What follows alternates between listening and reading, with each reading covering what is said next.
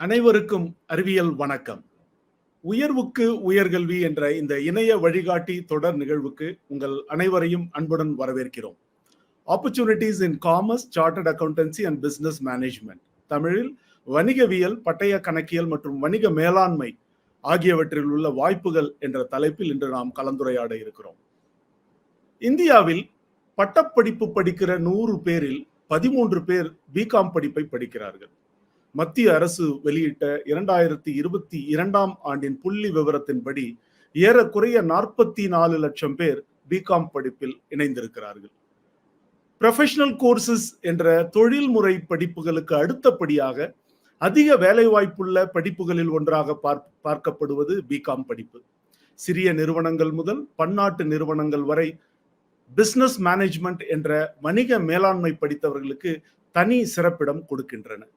12ஆம் வகுப்புக்கு பிறகு பேச்சுலர் ஆஃப் பிசினஸ் அட்மினிஸ்ட்ரேஷன் என்ற பட்டப்படிப்பை படிக்கலாம். ஆக பிகாம், பிபிஏ படிப்புகள் பற்றி இன்று நாம் பார்க்க இருக்கிறோம். காசேதான் கடவுளடா என தமிழ் சமூகத்தில் வேடிக்கையாக கூறப்படுவதுண்டு. தனி மனிதர்கள் முதல் பெரு நிறுவனங்கள் வரை வருவாய் மிக முக்கியம். பொருள் ஈட்டுவது மட்டுமின்றி அதை கையாள்வதும் சவால்தான். கடை முதலாளியின் கல்லா பெட்டி முதல் அரசின் கஜானா வரை வருவாய் நேர்த்தியாக கையாளப்பட வேண்டும். வருவாய் மற்றும் செலவினங்களை கணக்கிடவும் நாட்டின் விதிமுறைகளுக்கு உட்பட்டு வருவாய் கையாளப்படுகிறதா என அவ்வப்போது உறுதி செய்து கொள்வதும் அவசியம். சார்ட்டர்ட் அக்கவுண்டன்ட் எனப்படுகிற பட்டய கணக்காளர்களின் பணி தொழில் மற்றும் வர்த்தக நிறுவனங்களில் மிக மிக முக்கியமானது. அக்கவுண்டன்ட் எனப்படுகிற கணக்காளராகவும் ஆடிட்டர் எனப்படக்கூடிய தணிக்கையாளராகவும் இவர்கள் ஆற்றும் பணிகள் பொருளாதார முக்கியத்துவம் வாய்ந்தவை. பிகாம், பிபிஏ படிப்புகளின் சிறப்பு பிரிவுகள் என்ன? கல்லூரிகளை தேர்வு செய்வது எப்படி? சார்ட்டர்ட் அக்கவுண்டன்ட் தேர்வு எழுத நுழைவு தகுதி என்ன? அந்த தேர்வின் வெவ்வேறு படிநிலைகள் என்னென்ன? தேர்வுக்கு தயார் செய்வது எப்படி? இந்த படிப்புகளை எல்லாம் படித்த பின்பு துறை சார்ந்த வேலை வாய்ப்புகள் என்னென்ன என பல தகவல்களை நாம் இன்று கலந்துரையாட இருக்கிறோம். நிகழ்வின் இறுதியில் கேள்வி பதில் பகுதி உண்டு. பார்வையாளர்கள் உங்களுக்கு ஏற்படுகிற ஐயங்களை, வினாக்களை அவ்வப்போது தமிழிலோ அல்லது ஆங்கிலத்திலோ பதிவிட்டு விடலாம். நிகழ்ச்சியின் இறுதியில் உங்களுடைய கேள்விகளுக்கான பதிலை நாங்கள் வழங்குவோம். நிகழ்வில் பங்கேற்க முதலில் பதிவு செய்த முதல் 10 பார்வையாளர்களுக்கான புத்தக பரிசுகள் அறிவிக்கப்பட இருக்கின்றன. பரிசுக்குரியவர்களின் பெயர்கள் இன்றைய நிகழ்வின் இறுதியில் அறிவிக்கப்படும். துறை சார்ந்த 2 விருந்தினர்கள் இன்று நிகழ்வில் பங்கேற்கிறார்கள். முதல் அமர்வில் சென்னை ஆல்பா பொறியியல் கல்லூரியின் பிசினஸ் மேனேஜ்மெண்ட் எனப்படுகிற வணிக மேலாண்மை துறையின் உதவி பேராசிரியர் ஆர் மோகன்ராஜ் அவர்கள் நம்மோடு இணைகிறார். வணக்கம் திரு மோகன்ராஜ். வணக்கம் சார். வணக்கம். வணக்கத்தை தெரிவித்துக் கொள்கிறேன். மிக்க மகிழ்ச்சி பார்க்கிறேன் அனைவரையும். நிகழ்வில் நீங்கள் இணைந்ததில் மிக்க மகிழ்ச்சி. மறுபடியும் உங்களை வரவேற்கிறோம். இப்ப நீங்க ஒரு பிசினஸ் மேனேஜ்மெண்ட் பேராசிரியர். இப்ப நீங்க ஒரு கல்வித்துறையில இருக்கக்கூடிய ஒரு பேராசிரியராக பிகாம், பிபிஏ படிப்புகளுக்கான பொதுவான வரவேற்பை நீங்க எப்படி பார்க்கிறீங்க? ரொம்ப அருமையா பாக்குறேன் சார்.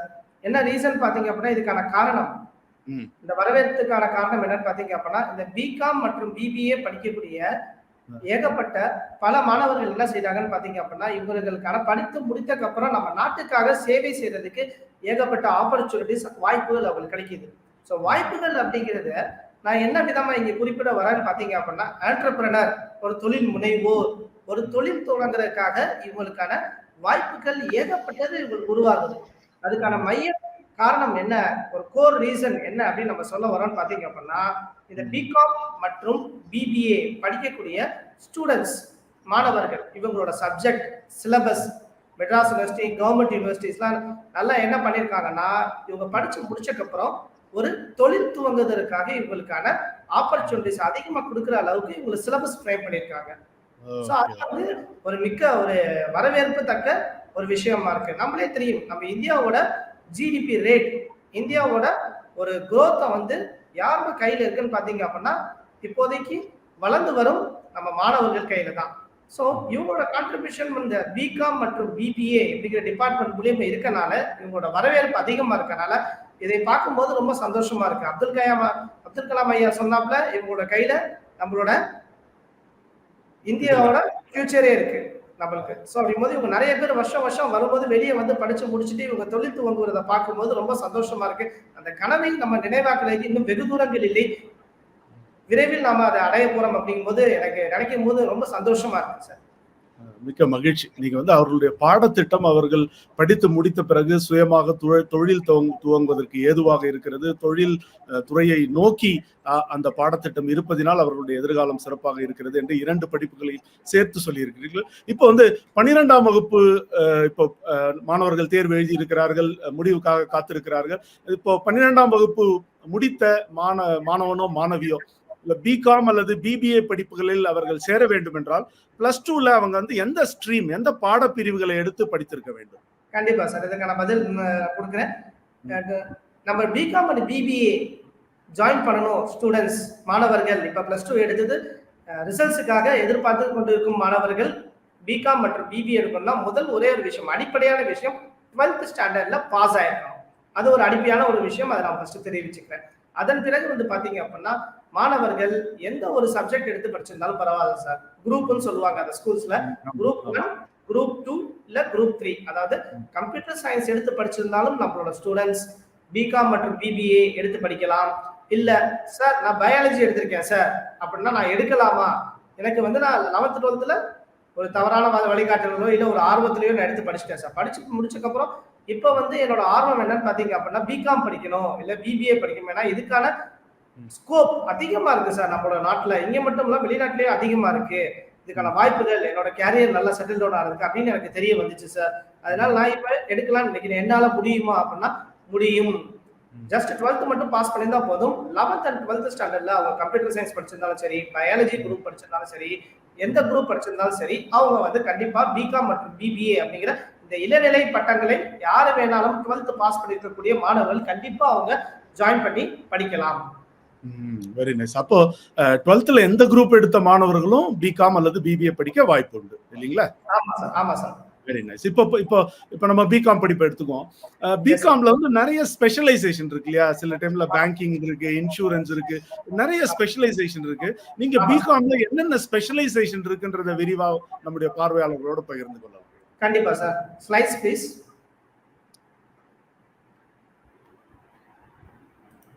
ஸோ பிகாம் அப்படின்னு சொல்ல போனோம்னு பார்த்தீங்க அப்படின்னா நம்மளுக்கு இப்போ காலேஜஸ், அதுக்கு முன்னாடி ஒரு சின்ன விஷயத்தை மாணவர்களுக்கும் நேயர்களுக்கும் நான் தெரிவித்துக் கொள்ள விரும்புகிறேன் சார். ஸோ இப்போ காலேஜஸ் அப்படின்னு சொல்ல போனோம்னு பார்த்தீங்க அப்படின்னா நம்ம சென்னை இல்லை தமிழ்நாடு மற்றும் ஓவரால்ல வந்து பார்த்தீங்க அப்படின்னா இருக்கக்கூடிய காலேஜஸ் 3 விதமாக நம்ம பிரிச்சுக்கலாம். ஃபர்ஸ்ட் வந்து கவர்மெண்ட் காலேஜஸ், அரசு நடத்தக்கூடிய காலேஜஸ். 2வது பிரைவேட் காலேஜஸ். 3வது டீம்டு யூனிவர்சிட்டிஸ் சொல்லக்கூடியது சார்.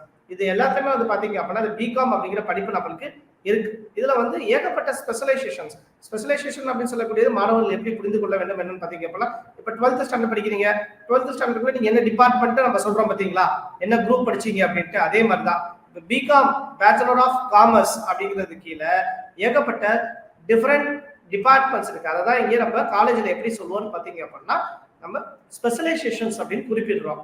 இதுல ஒரு சில முக்கியமான ரொம்ப வந்து ஃபேமஸான ஸ்பெஷலைசேஷன்ஸ் என்னங்கிறத ஒரு சிலதை நான் மக்கள் மற்றும் நேயர்கள் மற்றும் மாணவர்களுக்கு தெரிவித்துக் கொள்வது மிக மகிழ்ச்சி அடைகிறேன். என்னென்ன அப்படின்னு பார்த்தோம்னு பாத்தீங்க அப்படின்னா ரொம்ப ஃபேமஸா பிகாம் அப்படின்னு சொன்னா வந்து பாத்தீங்க அப்படின்னா ஜென்ரல் அப்படின்னு ஃபர்ஸ்ட் சொல்லக்கூடிய, நான் லிஸ்ட் பண்ணல எல்லாருக்கும் தெரிஞ்சது, அதனால வந்து பாத்தீங்க அப்படின்னா ஜென்ரல் அப்படின்னு ஃபர்ஸ்ட் சொல்லக்கூடியது. அதுக்கடுத்து ரொம்ப ஃபேமஸானது என்னன்னு பாத்தீங்க அப்படின்னா accounting and finance, A and F அப்படின்னு சொல்லக்கூடியது.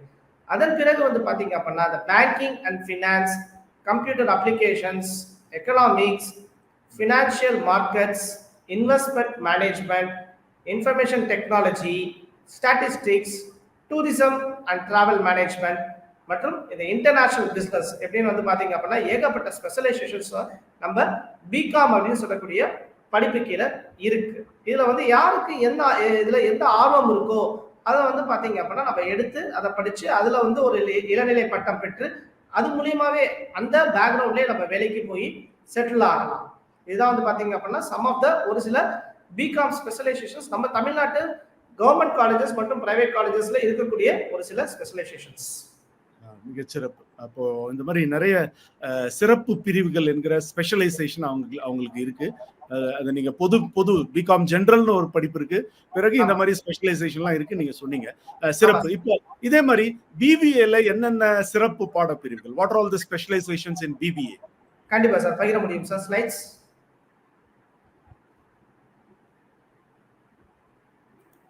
ஸோ பிபிஏ அப்படின்னு சொல்லக்கூடிய வந்து பாத்தீங்க அப்படின்னா இதோட கோர்ஸ், இதோட எக்ஸ்பான்ஷன் என்னன்னு பாத்தீங்க அப்படின்னா பேச்சுலர் ஆஃப் பிசினஸ் அட்மினிஸ்ட்ரேஷன். ஒரு தொழிலை வந்து பாத்தீங்க அப்படின்னா நம்ம எப்படி மேலாண்மை பண்ணணும் அப்படின்னு சொல்லக்கூடிய ஒரு படிப்பு தான் இது.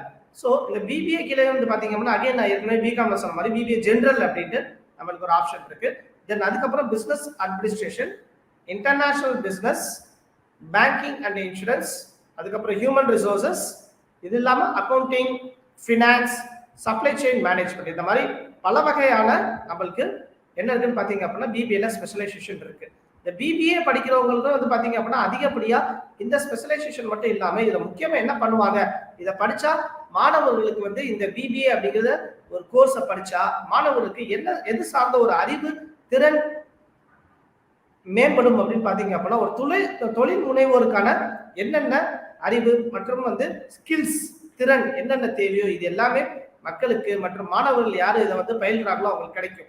இப்போ தொழில் முனைவோர் அப்படிங்கிறது யாரை பத்தி சொல்லுவோம்னு பாத்தீங்க அப்படின்னா one who does a business. யார் ஒருத்தர் வந்து பாத்தீங்க அப்படின்னா ஒரு தொழிலை செய்யறாங்களோ அந்த தொழிலுக்கு வந்து பாத்தீங்க அப்படின்னா செய்யறவங்களுக்கு என்டர்பிரனர் அப்படின்னு சொல்லக்கூடியது. இதை வந்து நம்ம முன்னாடியே சொன்னாப்புல வந்து பாத்தீங்க அப்படின்னா நிகழ்ச்சியின் ஆரம்பத்தில் நாம் குறிப்பிட்ட போதே பிபிஏ மற்றும் பிகாம் இந்த படிப்பு வந்து பாத்தீங்க அப்படின்னா அதிகப்படியான மாணவர்கள் நம்ம இப்ப தேர்ந்தெடுத்து படிச்சுட்டு இருக்காங்க அப்படிங்கிறத பத்தி நம்ம டிஸ்கஸ் பண்ணோம். அதை வரவேற்கிறோம் அப்படின்னு சொன்னோம். அது மட்டும் இல்லாமல் நீங்க ஒரு சில பெர்சன்டேஜ் நல்ல மதிப்பெண் வந்து பாத்தீங்க அப்படின்னா பெர்சன்டேஜ் எத்தனை பேர் எடுத்து படிக்கிறாங்க இந்த பிபிஏ அண்ட் பிகாம் அப்படிங்கிறத பத்தி நம்ம டிஸ்கஸ் பண்ணோம். ஸோ இதுல வந்து முக்கியத்துவம் நான் இதற்கு முன்னாடி வந்து பாத்தீங்க அப்படின்னா நம்மளோட அரசாங்கத்திற்கு மட்டும் சென்ட்ரல் கவர்மெண்ட் மற்றும் ஸ்டேட் கவர்மெண்ட்டுக்கு ஒரு மிகப்பெரிய நன்றியை தெரிவித்துக் கொள்கிறேன். என்ன ரீசன் பாத்தீங்க அப்படின்னா அவங்க ஒரு ஊக்குவிப்பா இருக்காங்க சார். முக்கியமான ஒரு மோட்டிவேஷனல் ஃபேக்டர் அப்படின்னு சொல்லக்கூடிய ஒரு விஷயமா பின்னாடி வந்து இயங்கிட்டு இருக்காங்க. மாணவர்கள் வந்து படிச்சு முடிச்சோடனே வந்து தொழில் துவங்கிருக்காங்க. என்ன காரணம் பாத்தீங்க அப்படின்னா இப்போ ஒரு கவர்மெண்டோட செக்டர் இருக்கு, கேள்விப்பட்டிருப்பாங்க எல்லாருமே. கேள்விப்படலைன்னா இந்த மாணவர்கள் அனைவரும் குறிப்பிட்டுக் கொள்ளுமாறு இதை வந்து நோட்ஸ் எடுத்துக் கொள்ளுமாறு வேண்டிக் கொள்கிறேன். என்னன்னு பாத்தீங்க அப்படின்னா MSME அப்படின்னு சொல்லக்கூடிய ஒரு சென்ட்ரல் கவர்மெண்ட் நிறுவனம். இது எங்க இருக்கு நம்மளுக்கு அப்படின்னு பாத்தீங்க அப்படின்னா சென்னையில நம்மளுக்கு கிண்டி அப்படிங்கிற இடத்துல இருக்கு. ஸோ இவங்க என்ன பண்றாங்க, இவங்களோட வேலை என்னன்னு பாத்தீங்க அப்படின்னா நீங்க ஒரு தொழில் முனைவோரா உருவாகணும் அப்படின்னு ஆசை வச்சிருந்தா மட்டுமே போதும். அந்த ஆசைக்கு நீங்க என்ன பிசினஸ் பண்ண போறீங்க அப்படின்ட்டு பிசினஸோட ஐடியா மட்டும் கரு மட்டும் வச்சிருந்தாவே போதும். அதன் மூலியமா உங்களுக்கு என்ன ஆகுது அப்படின்னு பாத்தீங்க அப்படின்னா இந்த ஐடியாவை போய் இந்த MSME அப்படிங்கிறவங்கள்ட்ட சொன்னீங்கன்னாவே போதும். அதை ஒரு ப்ராடக்டாவோ இல்ல ஒரு சர்வீசஸாவோ உங்களுக்கு கன்வெர்ட் பண்ணி அந்த ப்ராடக்டை மார்க்கெட்டுக்கு கொண்டு போய் எப்படி சேர்க்கிறது, மார்க்கெட்டுக்கு கொண்டு போய் சேர்க்கறது மட்டும் இல்லாம அதை எப்படி நல்லபடியா மார்க்கெட்டிங் பண்றது, சேல்ஸ் பண்றது அப்படிங்கிற முதற்கொள்ளுக்கு உங்களுக்கு வந்து அந்த அளவுக்கு கவர்மெண்ட் உங்களுக்கு பின்னாடி வந்து சப்போர்ட் பண்றாங்க. இப்ப நான் குறிப்பிட்ட பாயிண்ட்ஸ் எல்லாமே வந்து பாத்தீங்க அப்படின்னா உங்களுக்கு ஐடியா வைஸா சப்போர்ட் பண்றது. இது மட்டும் இல்லாம இப்ப நீங்க தொழில் துவங்கணும் அப்படின்னு பாத்தீங்க அப்படின்னா பினான்ஸ் வைஸ் உங்களுக்கு வந்து இவங்க MSME அப்படிங்கிற இந்த சென்ட்ரல் கவர்மெண்ட் உங்களுக்கு ரொம்ப ஹெல்ப் பண்ணிட்டு இருக்காங்க. அது எப்படி ஹெல்ப் பண்றாங்கன்னு பாத்தீங்க அப்படின்னா இப்ப உங்களோட முதலீடு, நீங்க ஒரு பிசினஸ் பண்ணலான்னு ஐடியா இருக்கீங்க, அந்த ஐடியாவை போய் நீங்க ஷேர் பண்றீங்க. ஷேர் பண்ணிட்டு அதுக்கான மொத்த முதலீடு வந்து பாத்தீங்க அப்படின்னா 10 லட்சம் ரூபாய் உங்களுக்கு முதலீடு தேவைப்படுதுன்னு பாத்தீங்க அப்படின்னா நீங்க உங்களோட கையில இருந்து 2.5 லட்சம் மட்டும் ஏற்பாடு பண்ணா போதும்.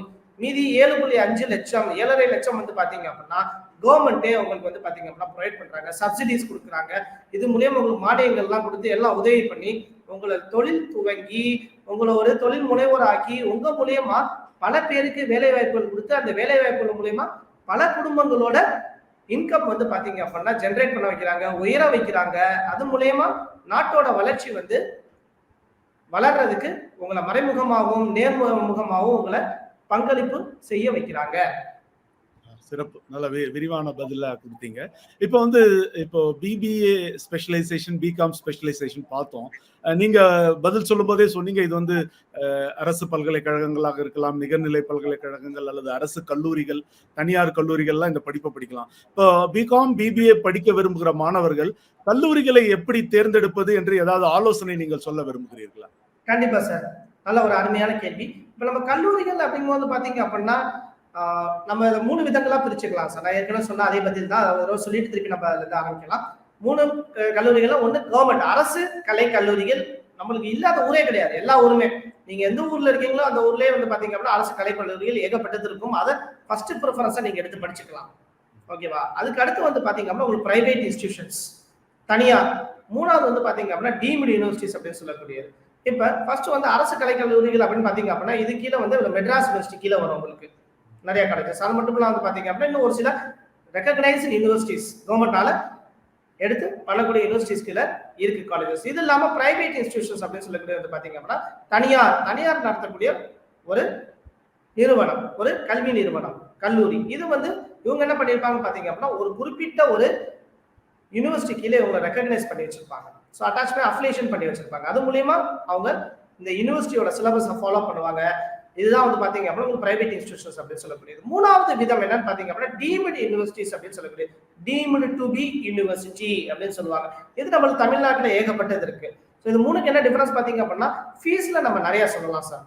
ஃபீஸ் பொறுத்தவரை ஸோ இப்போ ஸ்டூடெண்ட்ஸ் எப்படி பிரிக்கலாம்னு பாத்தீங்கன்னா சார் ஒரு ஸ்டூடெண்ட் வந்து சார் என்னால வந்து பாத்தீங்க அப்படின்னா வருஷத்துக்கு என்னோட படிப்புக்காக ஒரு 20,000 செலவு பண்ண முடியும் சார் என்னோட பேரண்ட்ஸ்னால அப்படிங்கிற ஒருத்தவங்க வந்து பாத்தீங்க அப்படின்னா என்ன பண்ணலாம்னா கவர்மெண்ட் காலேஜஸ் எடுத்து படிக்கலாம். சார் என்னோட பேரண்ட்ஸ்னால ஒரு 50,000 வரை முடியும் சார் லோன் எடுக்காம அப்படின்னு பாத்தீங்க அப்படின்னா அவங்களாம் என்ன பண்ணலாம்னு பாத்தீங்க அப்படின்னா ஒரு நம்ம பிரைவேட் இன்ஸ்டிடியூஷன் தேடி போகலாம். இல்லை என்னால எவ்வளவு வேணா பண்ண முடியும் அப்படின்னு நினைக்கிறவங்க வந்து அவங்களோட ஆர்வத்தை பொறுத்து அவங்க டீம்டு யூனிவர்சிட்டிஸ் இல்லை மற்ற யூனிவர்சிட்டிஸ் செலக்ட் பண்ணிக்கலாம். ஸோ ஆனா வந்து இப்ப இதையும் தாண்டி ஒரு முக்கியமான விஷயம் மாணவர்கள் அதிகமாக தெரிஞ்சு கொள்வதற்கு மட்டும் இல்லாமல் அதை அறிந்து கொள்வதற்கான ஒரு வாய்ப்பு என்னன்னு பாத்தீங்கன்னா ஸ்காலர்ஷிப் அப்படின்னு சொல்லக்கூடியது சார். இப்ப எங்களுக்கு ஸ்காலர்ஷிப் கண்டிப்பா வேணும். இப்போதைக்கு தமிழ்நாடு கவர்மெண்ட் வந்து பாத்தீங்க அப்படின்னா ஏகப்பட்ட ஸ்காலர்ஷிப்ஸ் மாணவர்களுக்காக வந்து பாத்தீங்க அப்படின்னா கொடுத்துட்டு இருக்காங்க. ஸோ ரொம்ப சந்தோஷப்பட வேண்டிய ஒரு விஷயம். இதை வந்து பாத்தீங்க அப்படின்னா எல்லாத்தையும் கொண்டு போய் சேர்க்கிறதுக்கு எனக்கு ஒரு வாய்ப்பு கொடுத்ததுக்கு நான் மிக்க நன்றியை மீண்டும் ஒரு முறை நன்றியை தெரிவிச்சுக்கிறேன் சார். ஸோ இதுல என்னன்னு பாத்தீங்க அப்படின்னா ஒரு முக்கியமான விஷயம் என்னன்னு பாத்தீங்க அப்படின்னா முதல் பட்டதாரி ஃபர்ஸ்ட் கிராஜுவேட் அப்படின்னு சொல்லக்கூடிய ஒரு விஷயம் சார். இந்த ஃபர்ஸ்ட் கிராஜுவேட் அப்படின்னு என்னன்னு பாத்தீங்க அப்படின்னா தன்னோட தாய் தகப்பன் கூட பிறந்த அவங்களோட கூட பிறந்தவங்க அவங்களோட முன்னோர்கள் இவங்களோட இருக்கக்கூடிய ஸ்டூடெண்டோட பிறந்தவங்க யாருமே வந்து பாத்தீங்க அப்படின்னா இதுக்கு முன்னாடி ஒரு இளநிலை பட்டம் பெறவில்லை என்றால் இப்ப படிக்கக்கூடிய இந்த மாணவரோ ஒரு மாணவியோ தான் முதல்ல 12ஆம் வகுப்பு முடிச்சுட்டு அவங்க இப்பதான் ஒரு இளநிலை கல்லூரி படிப்பை இப்பதான் உள்ள வராங்க அப்படின்னு பாத்தீங்க அப்படின்னா அந்த குழந்தை அந்த மாணவர் இல்ல மாணவிக்கு வந்து எப்படி அழைப்பாங்கன்னு பாத்தீங்க அப்படின்னா முதல் பட்டதாரி. அவங்களோட வம்சத்திலேயே அவங்களோட குடும்பத்திலேயே இவங்க தான் முதல் பட்டதாரி அப்படின்னு. இதுக்காக நம்மளோட தமிழ்நாடு கவர்மெண்ட் என்ன பண்றாங்க அப்படின்னு பாத்தீங்க அப்படின்னா இவங்களுக்கு ஸ்காலர்ஷிப் கொடுக்குறாங்க சார். ஒரு அருமையான ஸ்காலர்ஷிப் கொடுக்குறாங்க. இது என்ன பண்ணணும் பாத்தீங்க அப்படின்னா ஸ்டூடெண்ட்ஸ் அப்ளிகேஷன் போடும்போதே வீட்டு பக்கத்துல இருக்க இ சேவை மையம் அங்கே போய் அப்ரோச் பண்ணி அவங்க இந்த சர்டிபிகேட் அந்த ஸ்டூடெண்ட் வாங்கணும் அப்படின்னா ஒரு சில டாக்குமெண்ட்ஸ் கேட்பாங்க. ஒரிஜினல் டாக்குமெண்ட்ஸ் அந்த டாக்குமெண்ட்ஸை கொண்டு போய் நம்ம இ சேவை மையம்ல சப்மிட் பண்ணோம்னா 10ல இருந்து 12 நாள் சார் மேக்ஸிமம். நான் சொல்றது ரொம்ப அதிகம். அதுக்குள்ளேயுமே இவங்க வெரிஃபிகேஷன் எல்லாமே முடிச்சுட்டு அவங்க அந்த சர்டிபிகேட் கொடுத்துருவாங்க. இந்த சர்டிபிகேட் ஃபர்ஸ்ட் கிராஜுவேட் முதல் பட்டதாரி அப்படின்னு கூறக்கூடிய இந்த சர்டிபிகேட்டை இவங்க கொண்டு போய் எந்த காலேஜ்ல கவர்மெண்ட் காலேஜ்ல அட்மிஷன் பண்ண நினைக்கிறாங்களோ அங்கே சப்மிட் பண்ணாவே போதும் சார். இவங்களுக்கான ஸ்காலர்ஷிப் கவர்மெண்ட் ரொம்ப மிகப்பெரிய அளவுல எதிர்பாராத அளவுக்கு வந்து பாத்தீங்க அப்படின்னா கொடுக்குறாங்க சார். அது ஒரு முதல் விதமான ஸ்காலர்ஷிப். இப்ப 2வது ஸ்காலர்ஷிப் என்னன்னு பாத்தீங்க அப்படின்னா தமிழ்நாடு கவர்மெண்ட்ல கொடுக்கக்கூடியது ஒரு மாணவரோ இல்ல மாணவியோ 6ஆம் வகுப்பு முதல் 12ஆம் வகுப்பு வரை அரசு பள்ளியில் கல்வி பயின்றிருந்தால் அவங்களுக்கு வந்து பாத்தீங்க அப்படின்னா மாதம் அதை என்ன பண்றாங்க பாத்தீங்க அப்படின்னா 1000 ரூபாய் அந்த மாணவரோட வங்கி கணக்குல வந்து பாத்தீங்க அப்படின்னா செலுத்திக்கிட்டே இருக்காங்க சார். ஊக்கத்தொகையா மாணவர் அவரோட படிப்புக்காக பயன்படுத்திக் கொள்வதற்காக அவரோட சொந்த வங்கி கணக்கில் மாதம் 1000 ரூபாய் வந்து பாத்தீங்க அப்படின்னா மாணவர் மற்றும் மாணவியர்களுக்காக வந்து பாத்தீங்க அப்படின்னா கொடுத்துட்டு இருக்காங்க. இதெல்லாம் ரொம்ப ஒரு அரிய வாய்ப்பு. இதை அனைத்து மாணவர்கள் மற்றும் மாணவிகள் பயன்படுத்திக் கொள்ளுமாறு வேண்டிக் கொள்கிறேன். இதெல்லாம் ஒரு சில டைப்ஸ் ஆஃப் ஸ்காலர்ஷிப் சார் இருக்கு சார். மகிழ்ச்சி. இப்போ நீங்க வந்து கல்லூரிகளை பற்றி பேசுனீங்க, கட்டணம், பிறகு கல்வி உதவித்தொகை ஸ்காலர்ஷிப் எல்லாம் சொல்லியிருக்கீங்க. இப்போ பிகாம் பிபிஏ சேர விரும்புகிற மாணவர்கள் விண்ணப்பிக்கும் போது அவர்களுக்கு எப்படி அந்த சேர்க்கை நடைபெறுகிறது? ஏதாவது நுழைவுத் தேர்வு இருக்கிறதா? 12ஆம் வகுப்பு மதிப்பெண்கள் அடிப்படையில் அவர்களுக்கு இடம் கொடுக்கப்படுகிறதா? அதை பற்றிய தகவல்களை பகிர்ந்து கொள்ளலாம். இப்ப தமிழ்நாடு கவர்மெண்ட் பொறுத்தவரை Tamil Nadu government arts and science college மற்றும் பிரைவேட் இன்ஸ்டிடியூஷன்ஸ் பொறுத்தவரை பாத்தீங்க அப்படின்னா அந்த நுழைவுத் தேர்வு அப்படிங்கிறது தமிழ்நாட்டில் எங்கேயுமே கிடையாது sir. Arts and science college பொறுத்தவரை. ஸோ அதுக்கு மேல என்ன பண்றாங்க பாத்தீங்க அப்படின்னா, ஒரு காலேஜ்ல ஒரு மாணவருக்கு எப்படி அட்மிஷன் தராங்க அப்படிங்கறத நீங்க கொஸ்டின் கேட்டிருந்தீங்க சார். அதுக்கான பதில் என்னன்னு பாத்தீங்க அப்படின்னா, மார்க் மதிப்பெண் அடிப்படையில் அந்தந்த மாணவர்களுக்கு அவங்க அட்மிஷன் தராங்க சார். Very nice. அப்போ 12ஆம் அப்படின்னா ஒரு எலிஜிபிலிட்டி கட் ஆஃப் மார்க் மாதிரி வச்சிருப்பாங்க சார். இவ்வளவு பெர்சன்டேஜ் எடுத்திருந்தா இந்த டிபார்ட்மெண்ட் கொடுப்போம். அவங்களுக்கே ஒரு லைவ் எக்ஸாம்பிளே நான் ஸ்டூடெண்ட்ஸுக்கு சொல்றேன், நல்லா கவனிச்சுக்கோங்கம்மா. இப்ப 10th ஸ்டாண்டர்ட் முடிச்சிருப்பீங்க நீங்க. 10th முடிச்சுட்டு நீங்க 11th ஸ்டாண்டர்ட் போய் ஜாயின் பண்ண போகும்போது நீ எவ்வளவு மார்க் வாங்கியிருக்கீங்க? 500க்கு 400க்கு மேல வாங்கியிருக்கியா? சரி, பயாலஜி குரூப் எடுத்துக்கோங்க. 500க்கு எவ்வளவு வாங்கியிருக்கீங்க? 330 வாங்கியிருக்கீங்களா? அப்ப பயாலஜி கிடையாது. அப்ப நீங்க கம்ப்யூட்டர் சயின்ஸ் எடுத்துக்கங்க, இல்ல 3வது கோர்ஸ் எடுத்துக்கங்க அப்படின்னு உங்களுக்கு உங்களோட மார்க் அடிப்படையில் மதிப்பெண் அடிப்படையில் உங்களுக்கு குரூப் கொடுத்தாங்களா? அதே மாதிரிதான் வந்து பாத்தீங்க அப்படின்னா ஒரே மெத்தட் தான் இங்க காலேஜ்லயும் கல்லூரியிலயும் இளநிலை பட்டம் நீங்க போய் சேர போகும்போது உங்களுக்கு அதே மாதிரியான ஒரு ஆப்பர்ச்சுனிட்டி தான் உங்களுக்கு. அதே ரூல்ஸ் அண்ட் ரெகுலேஷன்ஸ் தான் எல்லா இடத்துலயும் ஃபாலோ பண்ணுவாங்க. இந்த டிபார்ட்மெண்ட் உங்களுக்கு வேணுமா அப்படின்னா நீங்க இவ்வளவு மார்க் வச்சிருந்தா ஓகே, இந்த பெர்சன்டேஜ் நீங்க ஸ்கோர் பண்ணிருக்கணும்.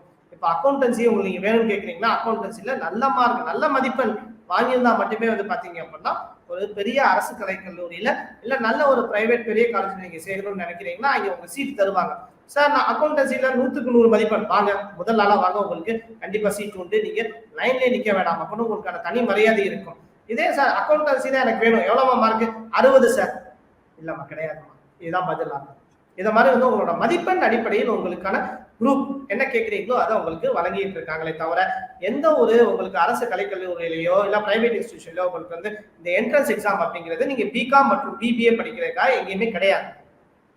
சிறப்பு சிறப்பு. இப்போ பிகாம் பிபிஏ முடித்தவர்கள் மேற்படிப்புக்காக அவர்களுக்கு என்ன வாய்ப்புகள் இருக்கு? அருமையான வாய்ப்புகள் இருக்கு சார். இப்ப பிகாம் அண்ட் பிபிஏ வந்து பாத்தீங்க அப்படின்னா எதை பத்தி படிப்பாங்க அப்படின்னு பாத்தீங்க அப்படின்னா ஒரு பிசினஸ் மேனேஜ்மெண்ட், ஒரு தொழிலை எப்படி நடத்துறது அப்படிங்கிறது தான் சார்.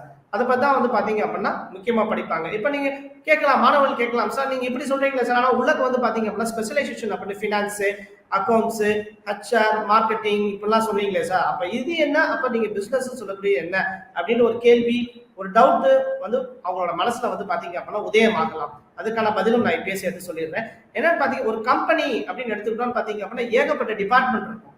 ஹெச்ஆர் டிபார்ட்மெண்ட் அப்படின்னு இருக்கும், மார்க்கெட்டிங் டிபார்ட்மெண்ட் அப்படின்னு இருக்கும், ஃபினான்ஸ், அக்கௌண்ட்ஸ், சேல்ஸ் டிபார்ட்மெண்ட், தென் வந்து marketing department, research and development, இந்த மாதிரி வந்து லாஜிஸ்டிக்ஸ் டிபார்ட்மெண்ட் அப்படின்னு பல வகையான டிபார்ட்மெண்ட்ஸ் இருக்கும்.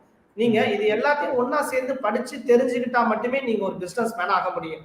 இப்ப நீங்க என்ன பண்றீங்கன்னு பாத்தீங்க அப்படின்னா சார், இப்போ ஒரு பிசினஸுக்கு முக்கியம் வந்து பாத்தீங்க அப்படின்னா கணக்கு வழக்கு தான். எனக்கு நான் ஃபினான்ஸ் தெரியும், நான் ஃபினான்ஸ் படிச்சிருக்கேன், அதுல ரொம்ப ஸ்ட்ராங்கு, நான் பிசினஸ் சூப்பரா ரன் பண்ணிடுவேன் அப்படின்னு நினைச்சீங்கன்னா அது மிகப்பெரிய தவறு. நீங்க என்ன தெரிஞ்சுக்கணும்னு பாத்தீங்க அப்படின்னா ஒரு பிசினஸ் நீங்க தான் ஓனர்ஷிப் எடுத்து பண்ண போறீங்க, நீங்க தான் ஓனரா இருக்க போறீங்க, கம்ப்ளீட் பிசினஸ் ரன் பண்ண போறீங்கன்னு பாத்தீங்க அப்படின்னா எப்பயுமே நீங்க பண்ண வேண்டிய ஒரு விஷயம், நீங்க தான் எல்லாத்தையும் பொறுப்பேற்று நடத்தணும். நீங்க இன்னொருத்தவங்களை நடத்தி நம்பி பிசினஸ் ஆரம்பிச்சீங்கன்னா ரொம்ப மிகப்பெரிய தவறு.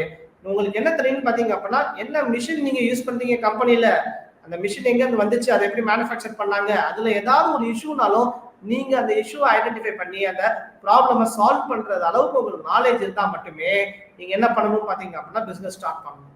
ஓகேவா? சோ அப்படிங்கும்போது இவங்களுக்கான ஹையர் ஸ்டடிஸ் ஆப்பர்ச்சுனிட்டிஸ் அப்படின்னு பாத்தீங்க அப்படின்னா எதை பத்தி படிக்கிறாங்க, பிபி அண்ட் பிகாம் கோரே வந்து பாத்தீங்க அப்படின்னா ஒரு பிசினஸ் பத்தி தான் படிக்கிறாங்க.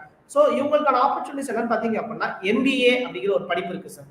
MBA master of business administration அப்படின்னு சொல்லக்கூடிய ஒரு பிஜி கோர்ஸ் இவங்களுக்கு இருக்கு. இது மட்டும் இல்லாம வந்து பாத்தீங்க அப்படின்னா எம்காம் அப்படின்னு சொல்லக்கூடிய ஒரு மாஸ்டர் டிகிரி கோர்ஸ் இருக்கு சார். இப்ப எம்காம் படிச்சோம்னு பாத்தீங்க அப்படின்னா நம்ம அடுத்தடுத்து டீச்சிங் லைன்ல போகணும் அப்படின்னு பாத்தீங்க அப்படின்னா போகலாம் உங்களுக்கு. இப்ப எம்பிஏ படிச்சாலும் நீங்க டீச்சிங் லைன் போகலாம். பட் மெயின்லி வந்து பாத்தீங்க அப்படின்னா எம்பிஏ யார் எதுக்காக எல்லாரும் படிக்கிறாங்க அப்படின்னு பாத்தீங்க அப்படின்னா நானே ஏற்கனவே சொன்னேன்ல சார், அதிகமான அளவுல வந்து பாத்தீங்க அப்படின்னா தொழில் முனைவோர் இப்போதைக்கு உருவாகி கொண்டிருக்கிறார்கள். அது காரணம் என்னன்னு பாத்தீங்க அப்படின்னா நம்மளோட சென்ட்ரல் கவர்மெண்ட்டும் ஸ்டேட் கவர்மெண்ட்டும் அவங்கள ஏகப்பட்ட வழியில மோட்டிவேஷன் பண்ணிட்டு இருக்காங்க, சப்போர்ட் பண்ணிட்டு இருக்காங்க. பினான்சியலா மட்டும் இல்லாம எல்லா வகையிலும் மோட்டிவேட் பண்ணிட்டு இருக்கனால இப்ப இந்த எம்பிஏ டிகிரி அப்படிங்கிறதுக்கான ஸ்கோப் வந்து பாத்தீங்க அப்படின்னா ஏகப்பட்ட ஸ்டூடெண்ட்ஸ் வந்து பாத்தீங்க அப்படின்னா இப்ப காலேஜஸ்ல சேர்ந்து அவங்க வந்து பாத்தீங்க அப்படின்னா கத்துக்கிட்டு முடிச்சு வெளியே போகும்போதே வந்து பாத்தீங்க அப்படின்னா ஒரு பிசினஸ் ஐடியாவோட அவங்க வெளியே போறாங்க. ஸோ அதே மாதிரி தான் வந்து பாத்தீங்க அப்படின்னா எம்காம் அப்படின்னு சொல்லக்கூடிய இதுல ஒரு பிஜி கோர்ஸ். இதே வந்து பாத்தீங்க அப்படின்னா நீங்க பிகாமோ இல்ல பிபிஓ படிச்சுட்டு சார் நான் எம்சிஏ போகணும் சார், எம்எஸ்சி போகணும் சார் அப்படிலாம் போக முடியாது. இதுதான் உங்களுக்கான ஹையர் எஜுகேஷன்ல ஆப்பர்ச்சுனிட்டிஸ். மிக சிறப்பு. இப்போ பிசினஸ் மேனேஜ்மெண்ட் நீங்க சொல்லும்போது மாஸ்டர் ஆஃப் பிசினஸ் அட்மினிஸ்ட்ரேஷன் இருக்கு, அவங்க ஒரு பட்டம் மேற்படிப்பா அதை படிக்கலான்ட்டு. அப்போ எம்பிஏ படிக்கிறதுக்கு வந்து எந்த ஒரு பட்டமும் பரவாயில்லை இல்லையா? பிகாம் படித்தவர்கள் கூட எம்பிஏ படிக்கலாம். அந்த சூழல் யூஜியில பிபிஏ படிப்பதற்கான சிறப்பு அம்சம் என்ன? ஏன் பிபிஏ படிச்சுட்டு தான் எம்பிஏ படிக்கிறதுக்கான சிறப்புகள் என்ன? இல்ல மத்த டிகிரி படிச்சுட்டு பிஇ படிச்சுட்டு எம்பிஏ படிக்கலாம், பிகாம் படிச்சுட்டு எம்பிஏ படிக்கலாம். ஸோ இந்த மாதிரியான சூழலில் பிபிஏ பட்டப்படிப்புல பிபிஏ படிப்பதற்கான சிறப்புகள் என்னென்ன? ஒரு அருமையான கேள்வி சார். சோ இதுலயே வந்து பாத்தீங்க அப்படின்னா இன்னொரு கொஸ்டினுமே உள்ள இருக்கு, அதை நம்ம தெளிவுபடுத்திடுவோம் ஸ்டூடெண்ட்ஸ்க்கு. சார் இப்ப நான் எம்பிஏ படிக்கணும் சார், நான் வந்து பாத்தீங்க அப்படின்னா இப்ப 12th முடிச்சிருக்கேன், 12th முடிச்சு யூஜி டிகிரி முடிச்சுட்டு நான் எம்பிஏ படிக்கணும்னு நினைக்கிறேன். ஸோ இதுக்கான டவுட் வந்து பாத்தீங்கன்னா நான் என்ன டிகிரி முடிச்சிருந்தா எம்பிஏ படிக்கலாம் அப்படின்னு கேட்கும்போது பாத்தீங்க அப்படின்னா இந்த எம்பிஏ அப்படிங்கிற ஒரு பிஜி கோர்ஸ் படிக்கிறதுக்கு நீங்க யூஜி என்ன கோர்ஸ் படிச்சிருந்தாலும் you are eligible for doing your MBA.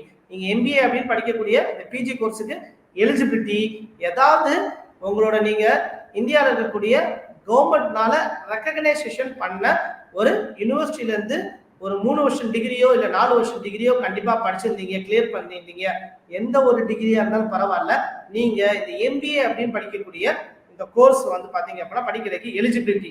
So இதுக்கப்புறம் வந்து பாத்தீங்க அப்படின்னா இந்த எம்பிஏ அப்படிங்கிறோட இளநிலை பட்டம் என்னன்னு பாத்தீங்க, இது முதுகலை பட்டம். ஸோ இதை இளநிலை பட்டம் அப்படின்னு சொல்லக்கூடியது என்னன்னு பாத்தீங்க அப்படின்னா உங்களுக்கு பிபிஏ அப்படின்னு சொல்லக்கூடிய இளநிலை பட்டம். ஸோ இந்த இளநிலை பட்டம் பிபிஏ படிச்சுட்டு எம்பிஏ படிக்கிறதுக்கும் உங்களுக்கு பிகாம் படிச்சுட்டு இல்ல மற்ற கோர்சஸ் படிச்சுட்டு நீங்க எம்பிஏ படிக்கிறப்போ உங்களுக்கு ஏகப்பட்ட டிஃபரன்சஸ் இருக்கு. ஓகேவா? ஸோ இப்போ எம்பிஏ பொறுத்தவரை வந்து பாத்தீங்க அப்படின்னா 2 வருஷம் கோர்ஸ் உங்களுக்கு, அது 2 வருஷம் படிப்பு. இந்த 2 வருட படிப்புல வந்து பாத்தீங்க அப்படின்னா உங்களுக்கு என்னன்னு பாத்தீங்க அப்படின்னா மொத்தமா 4 செமஸ்டர்ஸ், 6 மாசத்துக்கு உங்களுக்கு வந்து பாத்தீங்க அப்படின்னா ஒரு செமஸ்டர் அப்படின்னு சொல்லக்கூடிய ஒரு கணக்கு.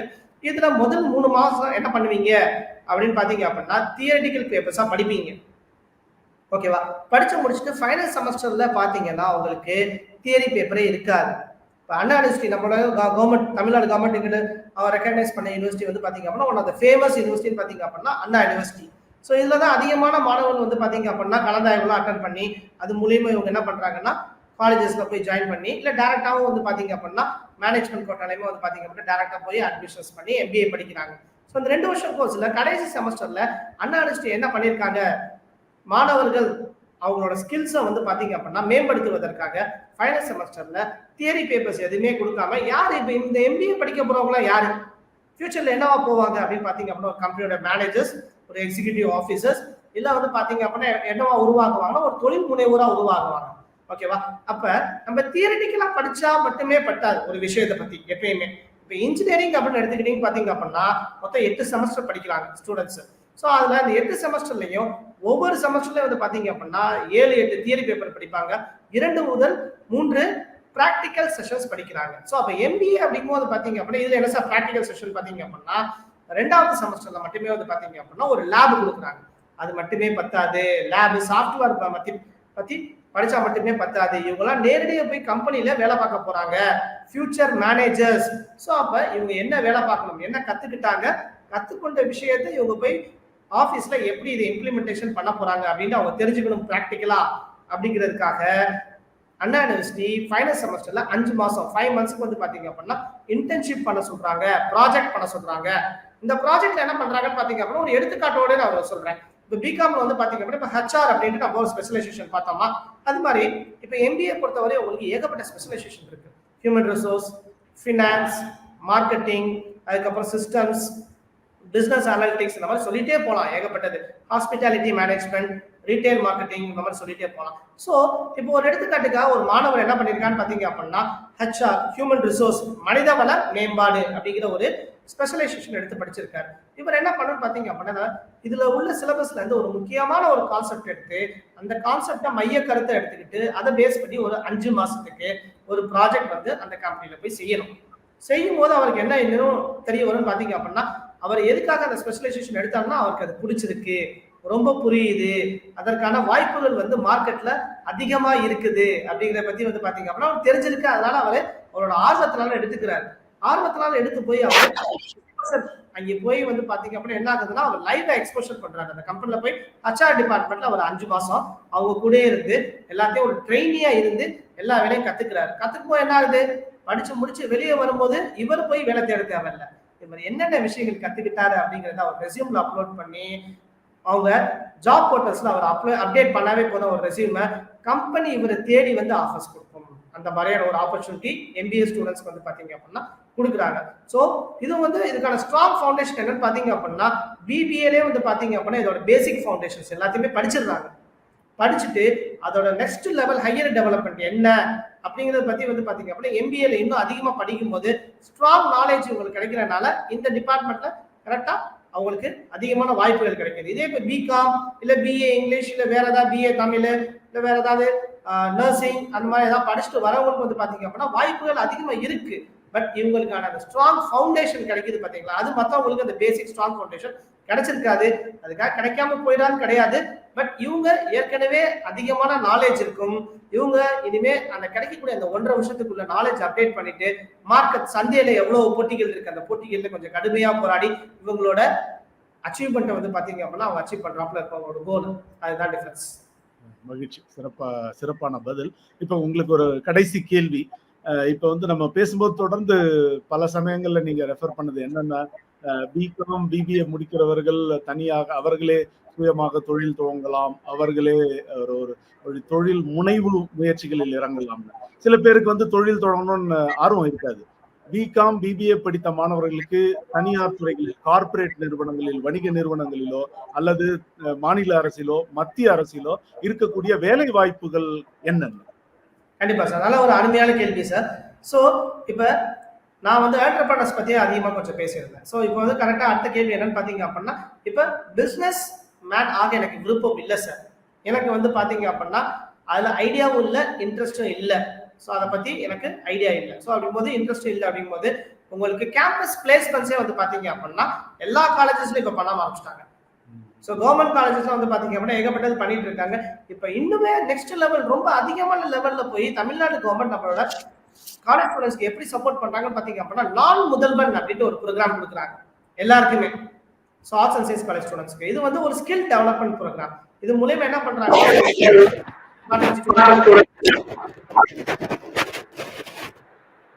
நிறைய ஆப்பர்ச்சுனிட்டிஸ் இது மூலமா என்னன்னு பாத்தீங்க அப்படின்னா ஸ்கில்டு ட்ரைனிங் கொடுக்குறாங்க. Skilled training. ஸோ இதுக்கு அந்த ட்ரைனிங்கை சொல்லி கொடுக்குறது மட்டும் இல்லாம அந்த ட்ரைனிங் அவங்க எடுத்துக்கிட்டதுக்கு எக்ஸாமினேஷன்ஸும் வைக்கிறாங்க. ஸோ எக்ஸாமினேஷன் வச்சு பாஸ் பண்ணி சர்டிஃபிகேட் வாங்கும்போது இந்த சர்டிஃபிகேட்ஸை வச்சு ஏகப்பட்ட பிரைவேட் இன்ஸ்டிடியூஷன்ஸ் வந்து பாத்தீங்க அப்படின்னா காலேஜஸ்க்கு அப்ரோச் பண்ண ஆரம்பிச்சிட்டாங்க.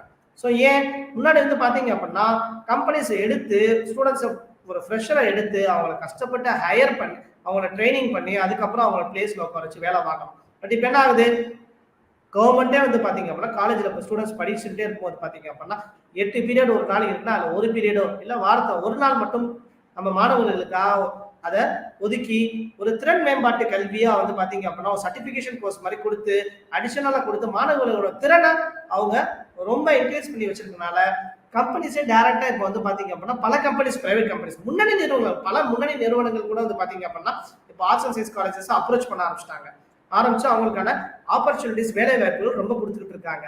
ஸோ இது ஒண்ணு.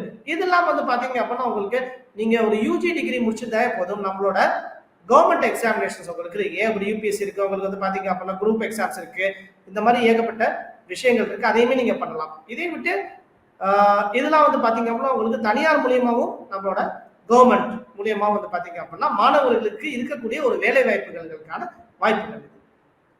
மிக்க மகிழ்ச்சி. மிக சிறப்பாக துவக்கத்திலிருந்து படிப்புகளில் இருக்கக்கூடிய பிகாமில் இருக்கக்கூடிய சிறப்பு பிரிவுகள் ஸ்பெஷலைசேஷன், BBAவில் இருக்கக்கூடிய ஸ்பெஷலைசேஷன், பிறகு கல்லூரிகள் அதற்கான கட்டணம் எவ்வளவு, பிறகு ஸ்காலர்ஷிப் பற்றிய வாய்ப்புகள், வேலை வாய்ப்புகள், தெளிவான ஒரு புரிதலை வாசகர்களுக்கு முன்பாக நீங்கள்.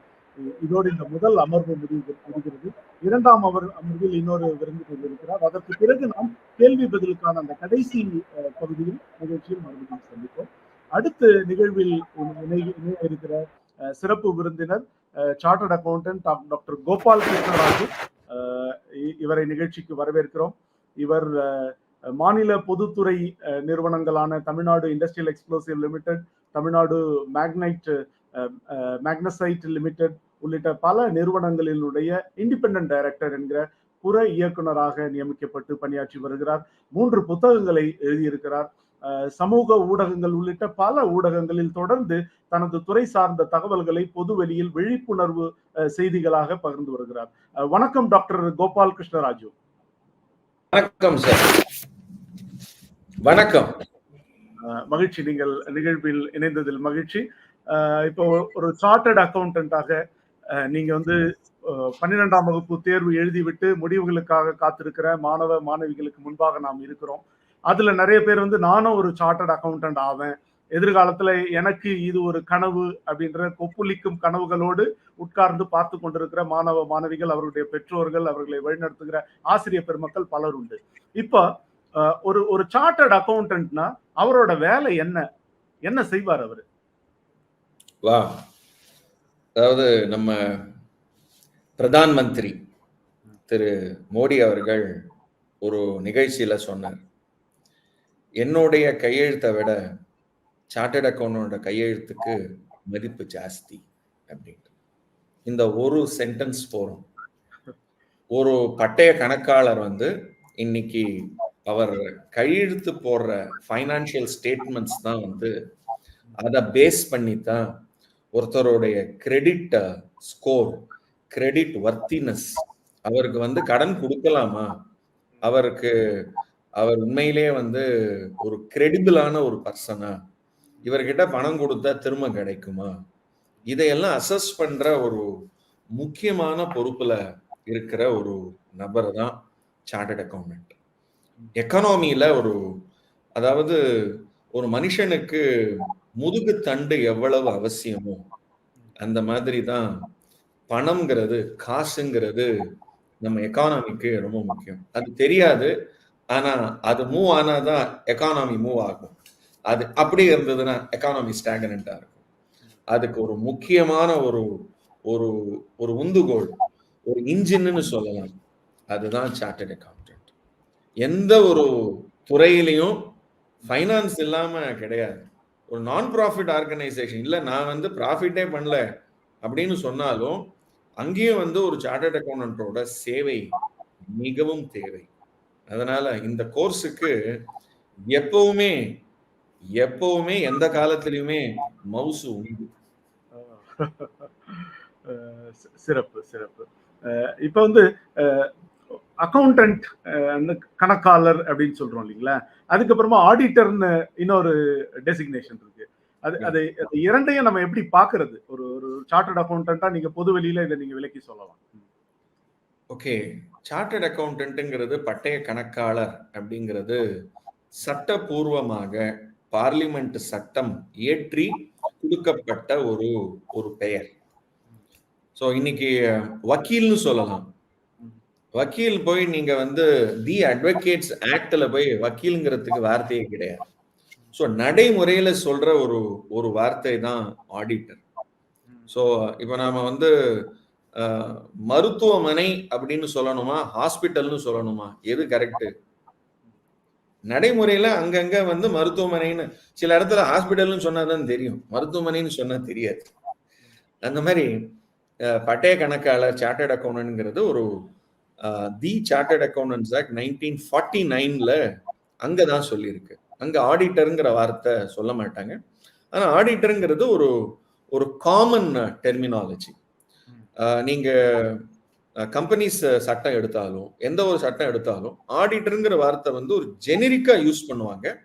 பட் சர்டிபிகேஷன், அட்டஸ்டேஷன், அஷூரன்ஸ், இந்த மாதிரி வார்த்தைகள்லாம் வரும்போது அங்க சார்ட்டர்ட் அக்கௌண்டன்ட்ங்கிற வார்த்தை வரும். ஸோ இது வந்து ஒரு நடைமுறை பழக்க வழக்கத்துக்காக யூஸ் பண்ற ஒரு வார்த்தை. சிறப்பு சிறப்பு. இப்ப நேரடியா நம்ம இந்த மேஜர் சப்ஜெக்டுக்குள்ள போயிடலாம். இப்போ சார்ட்டர்ட் அக்கௌண்டன்ட் தேர்வு எழுத வேண்டும் என்றால் அதுக்கு என்ன அடிப்படை தகுதி? அதுல நிறைய பல நிலைகள் உண்டு. எல்லாத்தையும் நீங்க விரிவா மாணவர்களுக்கு புரியுற மாதிரி சொல்லுங்க. ரொம்ப சிம்பிள். மேபி ஸ்லைடு போட்டுட்டாங்கன்னா பேரலா அப்படியே சொல்லிட்டே வரேன். யார் +2 முடிச்சுட்டாங்களோ அவங்க டைரக்டா அதாவது ஃபவுண்டேஷன்ங்கிறது தான் முதல் லெவல். இதுல +2 முடிச்சதுக்கு அப்புறம் தான் நான் வந்து பரீட்சை எழுதலாம். ஆனா இதுக்கு வந்து எப்போ பதிவு பண்ணலாம்னா நீங்க 10th முடிச்ச கையோடையே பதிவு பண்ணிடலாம். ஸோ 10th பாஸ் பண்ணியிருக்கணும். 10th பரீட்சை எழுதின உடனே கிடையாது, 10th பாஸ் பண்ண உடனே நீங்க ரிஜிஸ்டர் பண்ணிடலாம். ஏன் அப்படின்னா 2 வருஷம் நீங்க வந்து ஒரு மாணவர் வந்து 11th 12th படிப்பார். அதுல வந்து இந்த அக்கௌண்டன்சி, காமர்ஸ், மேத்தமெட்டிக்ஸ் எல்லாம் இருக்கும். இதே சப்ஜெக்ட் தான் ஃபவுண்டேஷன்லயும் இருக்கும்.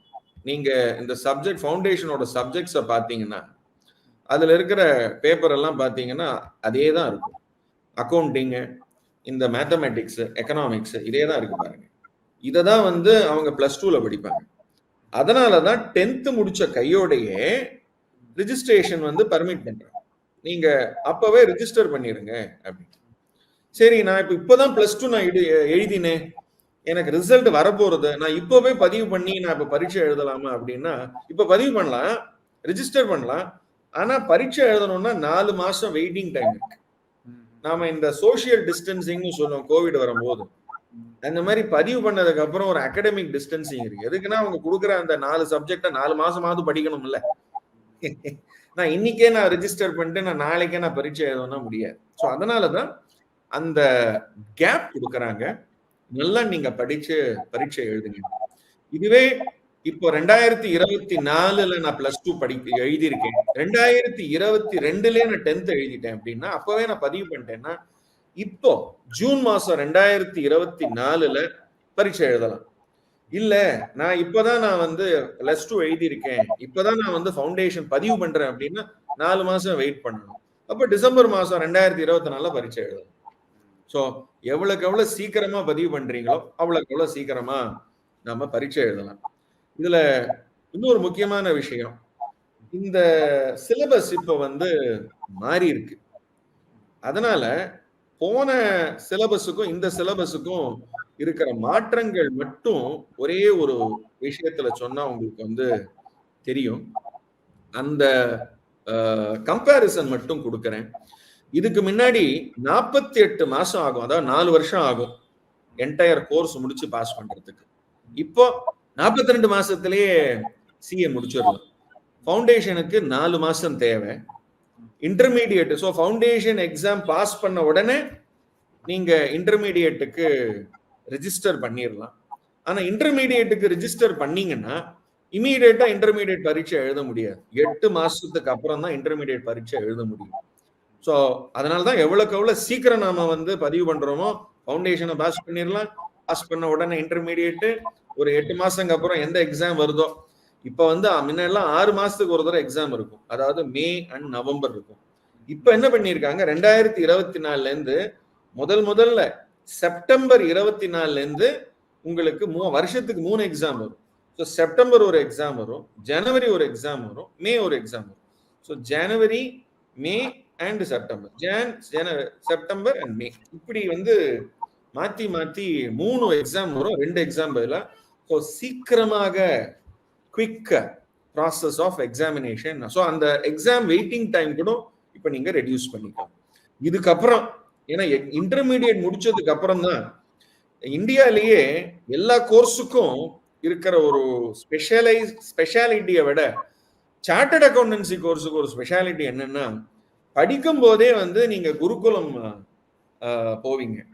நார்மலா இப்போ மெடிசின்லாம் வந்து படிச்சுட்டு அதுக்கப்புறம் தான் ஹவுஸ் சர்ஜன் அந்த ட்ரைனிங் எல்லாம் பண்ணுவாங்க. ஆனா இங்க அப்படி கிடையாது. ஆர்டிக்கல் ஷிப் ட்ரைனிங்கிறது மேண்டேட்டரி. ஒரு பிராக்டிசிங் சார்ட்டர்ட் அக்கௌண்டன்ட் கிட்ட 2 வருஷம் 24 மாசம் ட்ரைனிங் எடுத்துக்கணும். ட்ரைனிங் எடுத்ததுக்கு அப்புறம் 6 மாசத்துக்கு அப்புறம் தான் எக்ஸாம் எழுத முடியும். ஸோ அப்படின்னா 30 மாசம் ஆகும். ஸோ இன்டர்மீடியட் எக்ஸாம் முடிச்சதுக்கு அப்புறம் தான் ஃபைனலுக்கு நாம வந்து பதிவு பண்ணணும்னா ஆர்டிக்கல் ஒரு ட்ரைனிங்க்கு நாம வந்து ஜாயின் பண்ணிட்டு அதுக்கப்புறம் ஃபைனலையும் ரிஜிஸ்டர் பண்ணிட்டு இந்த ட்ரைனிங்கை முடிச்சு 6 மாசத்துக்கு அப்புறம் தான் பரீட்சை எழுத முடியும். ஸோ அதனால 30 மாசத்துக்கு அப்புறம் தான் பரீட்சையை எழுத முடியும். ஸோ இதுதான் ஓவரால் ஸ்ட்ரக்சர். ரொம்ப சிம்பிள் தான். அண்ட் பேப்பர்ஸ் எல்லாம் பார்த்தீங்கன்னா ரொம்ப கம்மியாக தான் இருக்கும். இந்த ஃபவுண்டேஷன்ல 4 பேப்பர் சொன்னேன், இன்டர்மீடியட்ல ஆக்சுவலா 6 பேப்பர் தான். ஸோ அதை வந்து 2 குரூப்பா பிரிச்சிடுறாங்க. நான் வந்து 6 பேப்பரையும் ஒன்னா எழுதலாம் அப்படின்னாலும் எழுதலாம். ஆனா சில பேர்லாம் என்ன பண்ணுவாங்க, 3 மாசத்துக்கு இப்பதான் 4 மாசத்துக்கு ஒரு தடவை பரீட்சை இருக்கு. ஸோ 4 மாசத்துக்கு ஒரு 3 பேப்பர் முடிச்சுட்டு இன்னொரு 4 மாசத்துல இன்னொரு 3 பேப்பரும் முடிக்கலாம். ஸோ அப்படியும் ஸ்லோவா கவாஸ்கர் மாதிரியும் ஒவ்வொரு ரன்னாவும் எடுக்கலாம். அதுக்கப்புறம் இந்த செல்ஃப் பிளேஸ் டேஸ்ட் ஆன்லைன் மாடியூல்னு ஒரு 4 கொடுத்துருக்காங்க. இது வந்து 2 வந்து கம்பல்சரியான ஒரு, அதாவது எப்படின்னா எப்ப வேணாலும் காலம்பரை, சாயந்தரம், மத்தியானம், நைட்டு ஒரு ஆன்லைன்ல வந்து வீடியோஸ் எல்லாம் இருக்கும். அதை படிச்சுட்டு ஸ்டடி மீட்டர் எல்லாம் படிச்சுட்டு ஆன்லைன்லயே பரீட்சை இருக்கும். அதெல்லாம் வந்து டிக் பண்ணணும். அதாவது அப்ஜெக்டிவ் டைப் கொஸ்டின்ஸ். ஒரு 4 சப்ஜெக்ட். 4 சப்ஜெக்டும் செல்ஃப் பேஸ்ட் ஆன்லைன் மாடியூல். அப்படின்னா online training, online teaching, online examination. ஆனா ஃபவுண்டேஷன், இன்டர்மீடியட், ஃபைனல் எல்லாமே வந்து பரீட்சை சென்டருக்கு போய் தான் பரீட்சை எழுதணும். Very nice. இப்போ இதுல வந்து 10ஆம் வகுப்பு முடித்த பிறகு, தேர்ச்சி பெற்ற பிறகே அவங்க வந்து இதுல பதிவு செய்து கொள்ளலாம். நீங்க சொன்ன மாதிரி அகாடமிக் டிஸ்டன்சிங், சோசியல் டிஸ்டன்சிங் மாதிரி கல்வி இடைவெளின்னு சில குறிப்பிட்ட மாதங்கள் கழித்த பிறகுதான் அவர்கள் தேர்வு எழுத வேண்டும். ஆண்டுக்கு 3 முறை தேர்வு எழுதலாம் என்று சொல்லியிருக்கிறீர்கள். மொத்தமாக 42 மாதங்களில் இந்த படிப்பை, இந்த எல்லா தேர்வு பல நிலைகளையும் கடந்து விடலாம் என்று சொல்லியிருக்கிறீர்கள். இப்போ இதுல ஏதாவது இப்போ பிகாம் முடித்தவர்களுக்கு என்று ஸ்பெஷல் என்ட்ரி மாதிரி ஏதாவது இருக்கா? இது 10வது 12வதுன்னு போறாங்களே, இவங்க முடிச்சவங்களுக்காக இவங்க பைபாஸ் மாதிரி ஏதாவது போயிட்டு இன்னொரு ஸ்டேஜ்ல நேரா இறங்குற மாதிரி வாய்ப்புகள் உண்டா? வெல், இது ஆக்சுவலா முன்ன இருந்தது, இந்த வருஷத்துல இருந்து மாத்திட்டாங்க. அதாவது இப்போ நான்லாம் வந்து ஃபவுண்டேஷன், நான் 26 வருஷத்துக்கு முன்னாடி சிஏ ஜாயின் பண்ணேன், அதாவது சிஏ பாஸ் பண்ணேன். அப்போ அங்கேருந்து ஒரு 3-4 வருஷம் பண்ணி எடுத்துக்கோங்க. ஸோ அப்போதான் வந்து ஃபவுண்டேஷனை இன்ட்ரடியூஸ் பண்ணாங்க. +2 முடிச்ச கையோடையே நீங்க வந்து ஃபவுண்டேஷனுக்கு போகலாம். ஸோ இப்போ வந்து 2 ரூட் இருக்கு. +2 முடிச்சதுக்கு அப்புறம் ஃபவுண்டேஷன் எழுதிட்டு, இன்டர்மீடியட் எழுதிட்டு, அதுக்கப்புறம் 2 வருஷம் ட்ரைனிங். இல்ல நான் வந்து ஃபவுண்டேஷனே போகல, நான் டிகிரி போறேன், நான் வந்து யூஜி போயிட்டு, இப்போ நம்ம ஐயா முன்னாடி பேசினேன் பிகாம் பிபிஏ எல்லாம். ஸோ நான் வந்து ஃபவுண்டேஷன்லாம் போகல, நான் நேராக வந்து பிகாம் பிபிஏ வந்து 3 வருஷம் முடிச்சுட்டு நான் அப்புறம் வரேன் அப்படின்னா, அப்போ ஃபவுண்டேஷன் மட்டும் தான் எழுத வேண்டாம், ஆனா இன்டர்மீடியட் பரீட்சை எழுதணும். ஸோ பிகாம் பிபிஏ முடிச்சதுக்கு அப்புறம் இன்டர்மீடியட் பரீட்சை, அப்புறம் நீங்க பிபிஏ முடிச்சதுக்கு அப்புறம் தான் பதிவு பண்ண முடியும். பதிவு பண்ணதுக்கு அப்புறம் 8 மாசங்க அப்புறம் தான் பரீட்சை எழுத முடியும். பரீட்சை எழுதி ரிசல்ட் வந்ததுக்கு அப்புறம் தான் நீங்க 2 வருஷம் ட்ரைனிங் போக முடியும். ஸோ பார்த்துக்கோங்க. ஸோ 2 வருஷம் ட்ரைனிங் பண்ணணும்னா நீங்க ஃபவுண்டேஷன் ரூட்டுக்கு ஃபவுண்டேஷன், இன்டர்மீடியட் பாஸ் பண்ண, ஃபவுண்டேஷன் பாஸ் பண்ண, இன்டர்மீடியட் பாஸ் பண்ண 2 வருஷம் ட்ரைனிங். இந்த டிகிரி ரூட் எடுத்தீங்கன்னா டிகிரி பாஸ் பண்ணும், இன்டர்மீடியட் பாஸ் பண்ணும், 2 வருஷம் ட்ரைனிங். ஸோ இங்க டிகிரி ரூட்ல ஃபவுண்டேஷன் மட்டும்தான் கிடையாது, ஆனா இன்டர்மீடியட் எக்ஸாம் பாஸ் பண்ணி தான் ஆகணும். இதுல ஃபவுண்டேஷன் எக்ஸாம் எழுதினீங்கன்னா நீங்க இந்த +2 முடிச்ச கையோடையே பரீட்சை எழுதிட்டு இன்டர்மீடியட் வந்து 1 வருஷத்துல முடிச்சிடலாம். ஆனா அங்க டிகிரி, ஆனா நீங்க பேரலா இங்க டிகிரியும் படிக்கலாம். அங்க டிகிரி 3 வருஷம், அதுக்கப்புறம் 1 வருஷம் இன்டர்மீடியட் ஆகும், அதுக்கப்புறம் தான் 24 மாசம். ஸோ ஒரு டிஸ்டன்ஸ் ரொம்ப கொஞ்சம், நான் வந்து நிதானமா தான் நான் படிப்பேன், நான் வந்து எனக்கு அர்ஜென்ட் எல்லாம் கிடையாது, எனக்கு வந்து ஸ்லோவா தான் படிப்பேன், எனக்கு அவ்வளவு என்ன ரொம்ப எனக்கு என்ன இது அர்ஜென்ட்லாம் படுத்தாதீங்க அப்படின்றவன் அந்த ரூட்ல போகலாம். ஸோ அதனால டிகிரி ரூட்ல போறவங்களுக்கும் இன்டர்மீடியேட் மேண்டேட்ரி, அதை பாஸ் பண்ணதுக்கு அப்புறம் தான் 2 இயர் ட்ரைனிங். இந்த 2 இயர் ட்ரைனிங்கிறது அந்த 24 மாசத்துல எந்த ஒரு டிஸ்டர்பன்ஸும் இருக்காது. ஏன்னா இன்டர்மீடியட் பாஸ் பண்ணிடுறாங்க, ஃபைனலும் 30 மாசங்க அப்புறம் தான் எழுதணும். ஏன்னா 24 மாசம் ட்ரைனிங்கு, 6 மாசம் வெயிட் பண்ணணும். அந்த 6 மாசத்துல advanced integrated course of for information technology and soft ஸ்கில்னு ஒரு ட்ரைனிங் இருக்கு. அந்த ட்ரைனிங்கை முடிக்கணும். அதுக்காக அந்த 6 மாசம் அதை கொடுக்குறேன். பிளஸ் உங்களுடைய எக்ஸாம் ப்ரிப்பரேஷனுக்கும் டைம் இருக்கு, அதுக்கப்புறம் பண்ணணும். ஸோ இதெல்லாம் வந்து பிளான் பண்ணிக்கணும்.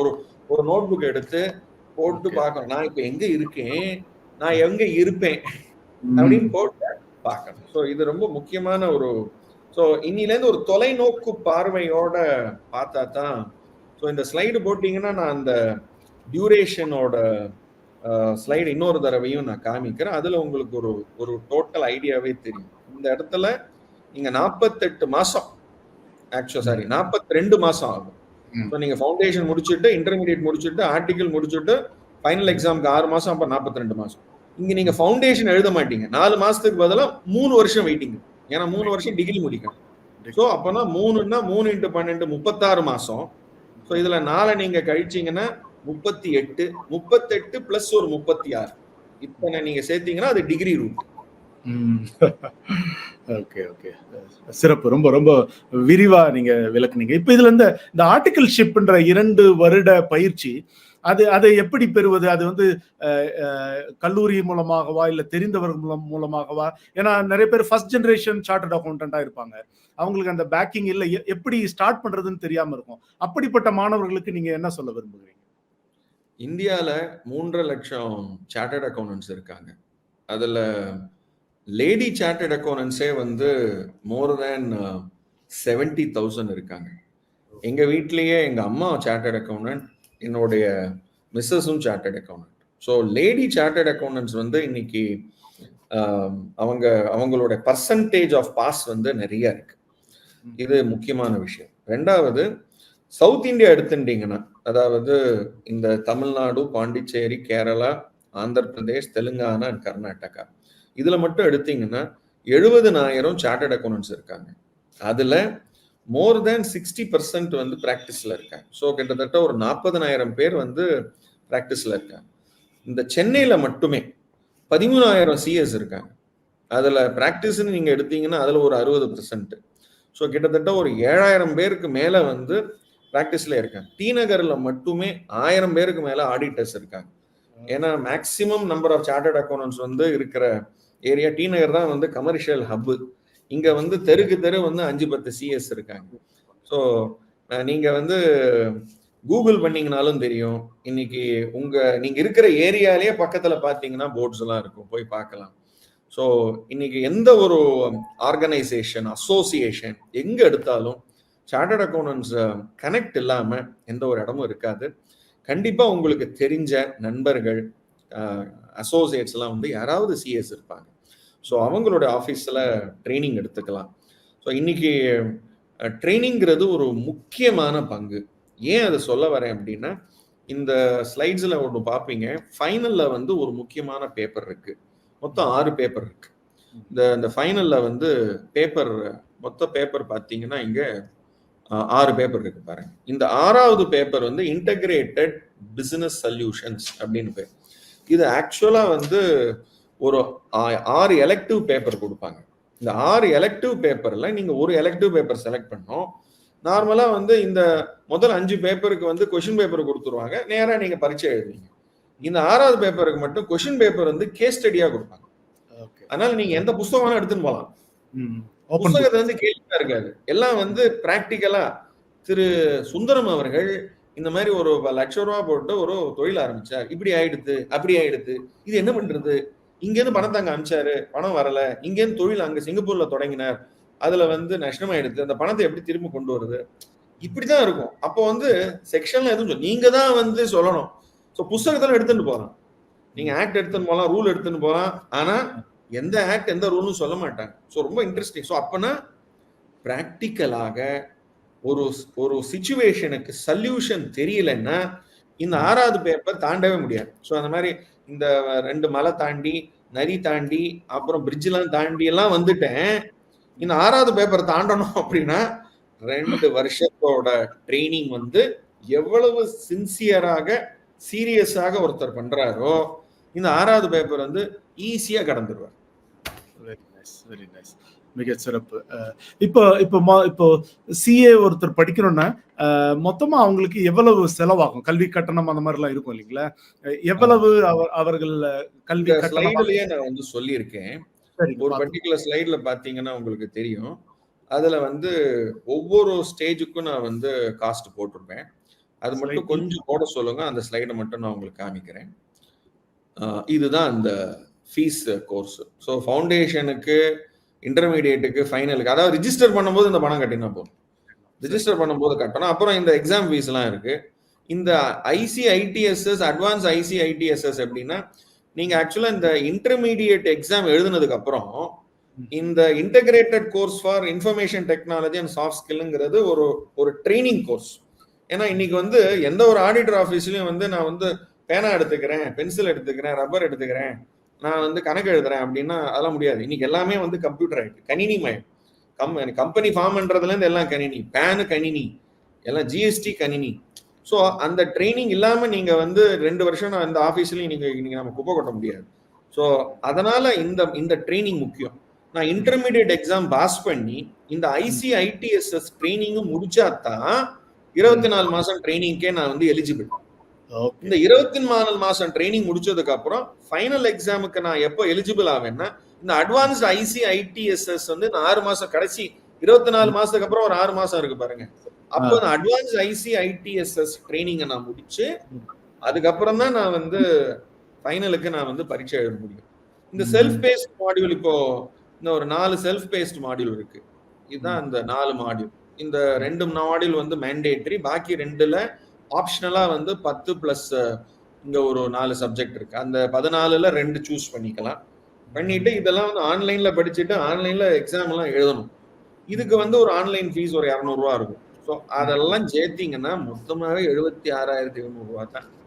இதுல வந்து சில பேருக்கெல்லாம் வந்து எனக்கு பேரண்ட்ஸ் இல்லை, நான் வந்து லோவர் இன்கம் குரூப்ல இருந்து நாங்க வரோம் அப்படின்னா இதுல சப்சிடி வேற கொடுக்குறாங்க. 50% சப்சிடி, 75% சப்சிடி வரைக்கும் கொடுப்பாங்க. இதை தவிர நீங்க ஒரு சிஏ ஃபர்ம்ல ஜாயின் பண்ணீங்கன்னா, ஜெனியூனான பேக்ரவுண்ட்ல இருந்து இந்த மாதிரி எல்லாம் வராங்கன்னா அந்த சிஏ ஃபர்மே வந்து ஃபுல் சப்சிடைஸ் பண்ணிடும். அந்த மாதிரியான ஒரு செக்டார் தான் இந்த சிஏ கம்யூனிட்டி. ஸோ இந்த ப்ரொஃபஷன்ல ஆக்சுவலி ஜென்யூன்னஸ், இன்டெகிரிட்டி, ஆனஸ்டி வந்து ரொம்ப ரொம்ப முக்கியம். ஸோ நாம சொல்றதான் செய்வோம், செய்யறதான் சொல்லுவோம் அப்படின்ட்டு.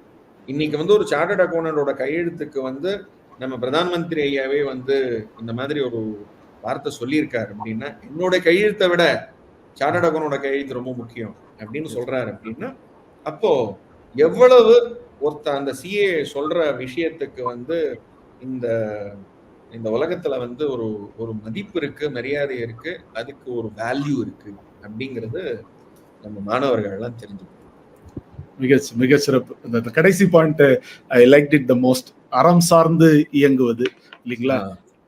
அது ரொம்ப அரண் வலியுறுத்தல்ன்றது நம்ம தமிழ் வாழ்வியல் முறையில இருக்கு. நீங்க மிக சிறப்பா அதை சொன்னீங்க. அது சொன்னதை செய்வோம், செய்வதை சொல்வோம்னு அது ஒரு ரைமிங்காவும் சொன்னீங்க. இப்ப 42 மாதங்களுக்கு ஏறக்குறைய 76,700 ரூபாய் இது வந்து கட்டணமா நீங்க சொல்லியிருக்கீங்க.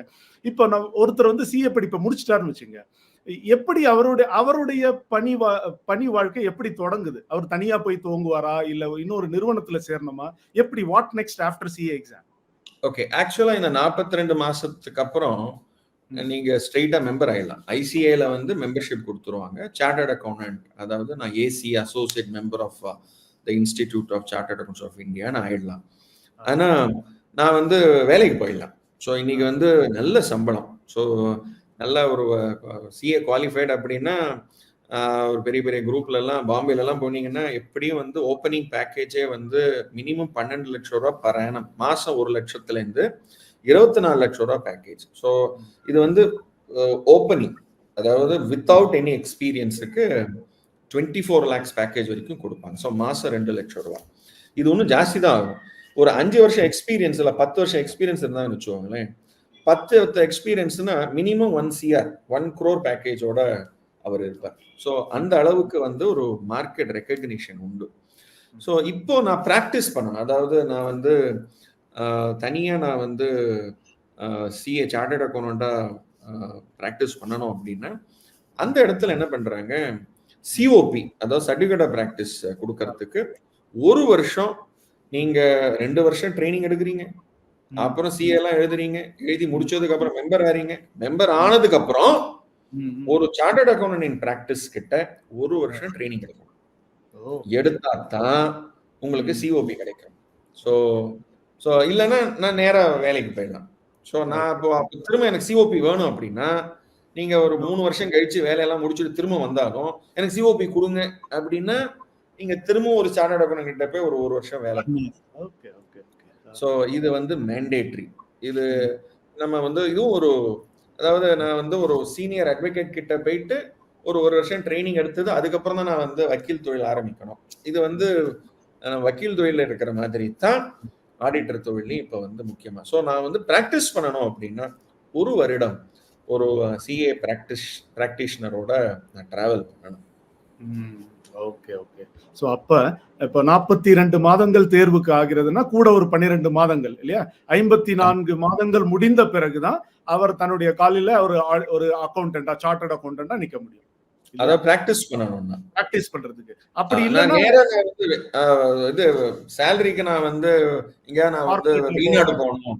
ஏன்னா யுஏஇ துபாயில எனக்கு வந்து ஒரு நல்ல ஓப்பனிங் வந்துருது. ஏன்னா அங்கெல்லாம் வந்து மாசத்துக்கு இந்திய மதிப்புல எப்படியும் வந்து 2 இருந்து 3 லட்சம் ரூபாய் ஓப்பனிங்கா கொடுத்துருவாங்க. ஸோ வருஷ பேக்கேஜே வந்து 36 lakhs, 40 lakhs, 50 lakhs, 60 lakhs package இருக்கும். சௌரியமா அங்க போனவங்க யாரும் இங்க வரமாட்டாங்க. ஏன்னா இங்கத்து ஓப்பனிங் பேக்கேஜ் 24, அங்கத்து ஓப்பனிங் பேக்கேஜ் 40 லட்சம். ஆனா இப்ப என்ன ஆயிடுச்சு, இது இந்த ஒரு 2 வருஷமா பாத்தீங்கன்னா அந்த கேப்பும் இப்ப வந்து கம்மி ஆயிடுது. இந்தியால இருக்கிறவங்க நான் இங்கே வந்து வியாபாரம் பெருகின்னு இருக்கு. ஸோ நான் இங்க சம்பளம் நான் கம்மியா கொடுத்தா மக்கள் வெளில போயிடுறாங்கன்ட்டு இங்கத்து சம்பளமும் ஜாஸ்தி இருக்கு. ஸோ இங்க ஓப்பனிங் சேலரி இப்போ 36, 40 லட்சம், 50 லட்சம் ரூபா. இப்போ ரீசெண்டா ரேங்க் எல்லாம் வாங்கிட்டீங்கன்னு வச்சுக்கோங்களேன். ஏன்னா முதல் 50 ரேங்க் 60 ரேங்க் அதை வாங்கிட்டீங்கன்னா ஓப்பனிங் பேக்கேஜ் எப்படி வந்து 60 lakhs, 50 லட்சம் 60 லட்சம். மாசம் 5 லட்சம் ரூபா சம்பளத்தோட அவங்க வந்து அவங்க வாழ்க்கையை ஆரம்பிக்கலாம். அவன் இமீடியட்டா நல்ல பொண்ணு கிடைக்கும், பையனா இருந்தா பொண்ணா இருந்தா பையனும் கிடைக்கும். மிக மிக சிறப்பு. ஆக ரொம்ப தெளிவா நீங்க விளக்குனீங்க அதனுடைய என்ன சிஏ பரீட்சை எழுதுவதற்கான பல படிநிலைகள், அது முடிச்ச பிறகு என்ன பயிற்சிக்கான என்ன ரிக்வயர்மெண்ட்ஸ் இருக்கு, அதுக்கு பிறகு இப்ப ஜாப் ஆப்பர்ச்சுனிட்டி கூட நல்லா சொன்னீங்க. அது நீங்க சொன்னீங்க 60% பேர் வந்து பிராக்டிஸ் பண்றாங்க, மீதி வந்து வணிக நிறுவனங்கள்ல பணிபுரிகிறார்கள் அப்படின்ட்டு. அதுலயும் வந்து 70% இந்த தேர்ச்சி, பெண்களுடைய தேர்ச்சி சதவீதம் ஏறக்குறைய 70% என்கிற ஒரு நல்ல தகவலையும் சொல்லி இருக்கிறீங்க. பார்க்கிற மாணவ மாணவிகள், இதுதான் உங்களுக்கு முன்பாக விரிந்து கிடக்கிற வாய்ப்பு. நீங்கள் இதை பயன்படுத்திக் கொள்ளலாம். இப்போ இவர் சொன்ன பேக்கேஜ் எல்லாம் பார்க்கும்போது டாப் ஐஐடில கேம்பஸ் ரெக்ரூட்மெண்ட்ல கிடைக்கிற பேக்கேஜ் மாதிரி, அங்கதான் உங்களுக்கு ஐஐடிஸ் அல்லது அது போன்ற தலை சிறந்த நிறுவனங்களில் சிறந்து விளங்குகிற மாணவர்களுக்கு இப்படிப்பட்ட ஆண்டு சம்பளம் கிடைக்கிறது. ஆக சிஏ என்பது, சார்ட்டர்ட் அக்கௌண்டன்ட் என்கிற பட்டய கணக்காளர் என்பது ஒரு சிறந்த வாய்ப்பு. மாணவ மாணவிகள் அதை பயன்படுத்திக் கொள்ளலாம். பிறகு இப்போ உங்ககிட்ட ஒரு கடைசி கேள்வியாக, இப்ப வந்து எல்லா துறையிலயும் வந்து புதிய புதிய தொழில்நுட்பங்கள் எல்லாம் புகுந்திருக்கு. இப்போ ஆர்டிபிஷியல் இன்டெலிஜென்ஸ் எனப்படக்கூடிய செயற்கை நுண்ணறிவு இருக்குது, வெர்ச்சுவல் ரியாலிட்டி இருக்கு, அதுக்கப்புறம் மெஷின் லேர்னிங் என்று சொல்லப்படக்கூடிய எந்திர கற்றல்னு எல்லா துறையிலையும் இது போன்ற புது புது தொழில்நுட்பங்கள் நுழைந்து வருகிற சூழலில் சார்ட்டர்ட் அக்கௌண்டன்சி துறையில ஆர்டிபிஷியல் இன்டெலிஜென்ஸ் இந்நேரம் நுழைஞ்சிருக்கும், இல்ல அயல் நாடுகளிலும் இருந்திருக்கலாம். இப்படிப்பட்ட சூழலில் இப்போ புதிதாக இப்போ இன்னொரு 54 மாதங்களுக்கு பிறகு இன்றைய நிகழ்ச்சியில கேட்ட ஒருத்தர் இன்னொரு 54 மாசத்துக்கு பிறகு அவரே பிராக்டிஸ் தொடங்கலாம் சார்ட்டர்ட் அக்கௌண்டன்டா. அப்படிப்பட்ட ஒரு மாணவனோ மாணவியோ புதிய தொழில்நுட்பங்களை எப்படி உள்வாங்கி கொண்டு ஒரு ஸ்மார்ட் சார்ட்டர்ட் அக்கௌண்டன்டாக எதிர்காலத்தில் பரிணமிப்பது? அதாவது இந்த ஆர்டிபிஷியல் இன்டெலிஜென்ஸ் எல்லாம் வந்து எதை வந்து ரீப்ளேஸ் பண்ணும் அப்படின்னா ரெப்பிட்டேட்டிவ் ஜாப்ஸா இருக்கிறது மட்டும்தான் ரீப்ளேஸ் பண்ணும். அதாவது டிரைவர்ஸை ரீப்ளேஸ் பண்ணிடும், லிஃப்ட் ஆப்ரேட்டர்ஸ்லாம் இப்போ கிடையாது, ரிசப்ஷனிஸ்டை ரீப்ளேஸ் பண்ணிடும், அக்கௌண்டன்ஸை ரீப்ளேஸ் பண்ணிடும். அக்கௌண்டன்ட்டுங்கிறது கணக்கு எழுதுறவங்க. ஸோ டீச்சர்ஸ் வந்து ஐ டு ஐ கான்டாக்ட் இல்லாம வந்து பாடம் நடத்தினாங்கன்னா டீச்சர்ஸை ரீப்ளேஸ் பண்ணிடும். ரோபோ தான் டீச் பண்ணும். இன்னைக்கு வந்து அன்போட கண்ணு பார்த்து ஒரு மாணவனுக்கு என்ன தேவையோ அதை மட்டும் சொல்லி கொடுக்கிற ஒரு ஆசிரியரா இருக்கிற வரைக்கும் ஆசிரியர்களும் ஆர்டிபிஷியல் இன்டெலிஜென்ஸ் சப்ஸ்டிடியூட்டே பண்ண முடியாது. ஸோ ஏன்னா மனிதர்களை வந்து மெஷின் எப்பவுமே வந்து சப்ஸ்டிடியூட் பண்ண முடியாது. அந்த மாதிரியான ஒரு கோர்ஸ் தான் சார்ட்டர்ட் அக்கௌண்டன்ட். ஏன்னா இங்க வந்து வேல்யூவேஷன், ஒரு ஃபினான்ஷியல் ஸ்டேட்மெண்ட்ஸை வந்து நீங்க ஆடிட் பண்றதுக்கு நீங்க ஆர்டிஃபிஷியல் இன்டெலிஜென்ஸ் டூலை யூஸ் பண்ணலாம். ஆனா ஸ்டேட்மெண்ட்டை வந்து சர்டிஃபை பண்றதுக்கு ஜட்ஜ்மெண்ட் வேணும் அண்ட் அந்த ப்ரொஃபஷனல் எக்ஸ்பர்டைஸ் வேணும். ஸோ ஒரு மனுஷன் மட்டும்தான் வந்து சிஸ்டம் இது வரைக்கும், ஏன்னா அதை வந்து ரீப்ளேஸே பண்ண முடியாது. ஒரு நோட்டீஸ் வருது, அதை அனலைஸ் பண்ணி அதுக்கு பதில் கொடுக்கணும்னா ஏஐயால பண்ண முடியாது. ஏஐ டேட்டாவை சம்மரைஸ் பண்ணி கொடுக்கும், ஆனால் அந்த சம்மரைஸ் டேட்டா எப்படி ப்ரெசென்ட் பண்ணணும், ஃபேக்ட்ஸ் டேட்டா அனலைஸ் பண்ணி செக்ஷன்ல என்ன சொல்லுதுங்கிறது சொல்லி அதை எப்படி வந்து நாம ப்ளீட் பண்ணணும், இந்த மாதிரியான சில ஸ்கில்ஸ் இருக்கு. இந்த ஸ்கில்ஸை வந்து நீங்க மெக்கனைஸ் பண்ண முடியாது. அது வந்து நீங்க எவ்வளவுக்கு எவ்வளவு மெக்கனைஸ் பண்றீங்களோ அந்த காம்ப்ளிகேஷன் இன்க்ரீஸ் ஆகும். எகெயின் ஹியூமன் பீயிங்ஸோட ரிக்குவயர்மெண்ட் தேவைப்படும். அதனாலதான் அது ப்ரொஃபஷன். ஸோ ஏஐ வந்து யூஸ் பண்ணுவோம் ப்ரொஃபஷன், ஆனா ஏஐ ரீப்ளேஸ் பண்ண முடியாது. மெஷின் எப்பவுமே மெஷின் தான். அதனாலதான் இந்த படிப்புக்கு எப்பவுமே ஒரு கிரேஸ். இது மெஷினுக்கு ஒரு லிமிட்டேஷன் உண்டு, அது சார்ட்டர்ட் அக்கௌண்டன்ட்டுக்கு தெரியணும். ஒரு எக்ஸல் ஷீட் எடுத்தீங்கன்னா 10 லட்சம் ரோ தான் இருக்கு, 10 லட்சம் ரோக்கு மேல கிடையாது. எத்தனை காலம் இருக்கு, அந்த காலத்துக்கு மேல கிடையாது. அப்போ அதனோட கம்ப்யூட்டிங் பவர் என்னங்கிறது ஒரு லிமிட்டேஷன் இருக்கு. அஃப்கோர்ஸ் ஸ்பீட் அண்ட் அக்யூரேசிக்கு மெஷின் யூஸ் பண்ணலாம், ஆனா அப்ளிகேஷனுக்கு மனுஷன் தான் தேவை. ஸோ இன்னைக்கு இருக்கிற காலகட்டத்தில் டூல்ஸா ஏஐ யூஸ் பண்ண முடியும். ஆனா என்னைக்கு நான் வந்து சார்ட்டர்ட் அக்கௌண்டண்டா இருந்து ரிட்டர்ன் ஃபைல் பண்ணுவேன், ஜிஎஸ்டியை ரிட்டர்ன் ஃபைல் பண்ணுவேன், நான் வந்து இன்கம் டேக்ஸ் ரிட்டர்ன் ஃபைல் பண்றேன், கணக்கு எழுதுறேன், அதுக்கு சிஏ படிக்க வேண்டிய அவசியம் இல்லை. அதெல்லாம் ரீப்ளேஸ் பண்ணிடும், அது எல்லாம் மெஷின் பண்ணிடும் இனிமே ஃபியூச்சர்ல. ஆனா கணக்கு எழுதுனதுக்கு அப்புறம் ஒரு holding company subsidiary company consolidate பண்ணி கன்சாலிடேஷன் பண்ணதை ரைட்டான்னு வெரிஃபை பண்ணுறது மனுஷன் தான் பண்ண முடியும். ஒரு நோட்டீஸ் வந்ததுக்கு அனலைஸ் பண்ணி ரிப்ளை ஒரு கடற்கடன்னு அந்த ரிப்ளை வந்து ஜென்ரலா கொடுக்கும், அதை கஸ்டமைஸ் பண்ணி அதுக்கு வந்து மானே தேனே பொன்மானே எல்லாம் போட்டு அது வந்து கொடுக்கறது. ஏன்னா நீங்க வந்து ஒரு ஆபீசருக்கு கொடுக்கும்போது central government officer state government ஆஃபீஸருக்கும் நீங்களும் சென்ட்ரல் கவர்மெண்ட்ல இருக்கீங்க. ஸோ அதனால இந்த பாரு, நான் வந்து வரியெல்லாம் கட்டிட்டேன், நீ வந்து அனுப்பிச்ச நோட்டீஸ் எல்லாம் நான் வந்து எடுத்துக்க மாட்டேன், நீ வந்து நோட்டீஸ் வாபஸ் ஆகி இப்படிலாம் பேச முடியாது. ஸோ அதுக்கு ஒரு டோன்ல பேசணும். அதெல்லாம் வந்து மெஷின் வந்து ஒரு ஜென்ரலா தான் கொடுக்கும். ஸோ எங்க ஃபேக்ட்ஸ் போடணும், எங்க வந்து டோனை இறக்கணும், எங்க ஏத்தணும், இதுக்கு ஆர்டிஃபிஷியல் இன்டெலிஜென்ஸ் பண்ணாது, இது ஹியூமன் இன்டெலிஜென்ஸால மட்டும்தான். மிக சிறப்பு. மாணவர்களுக்கு இது ஒரு நல்ல பதிவாக இருந்திருக்கும்.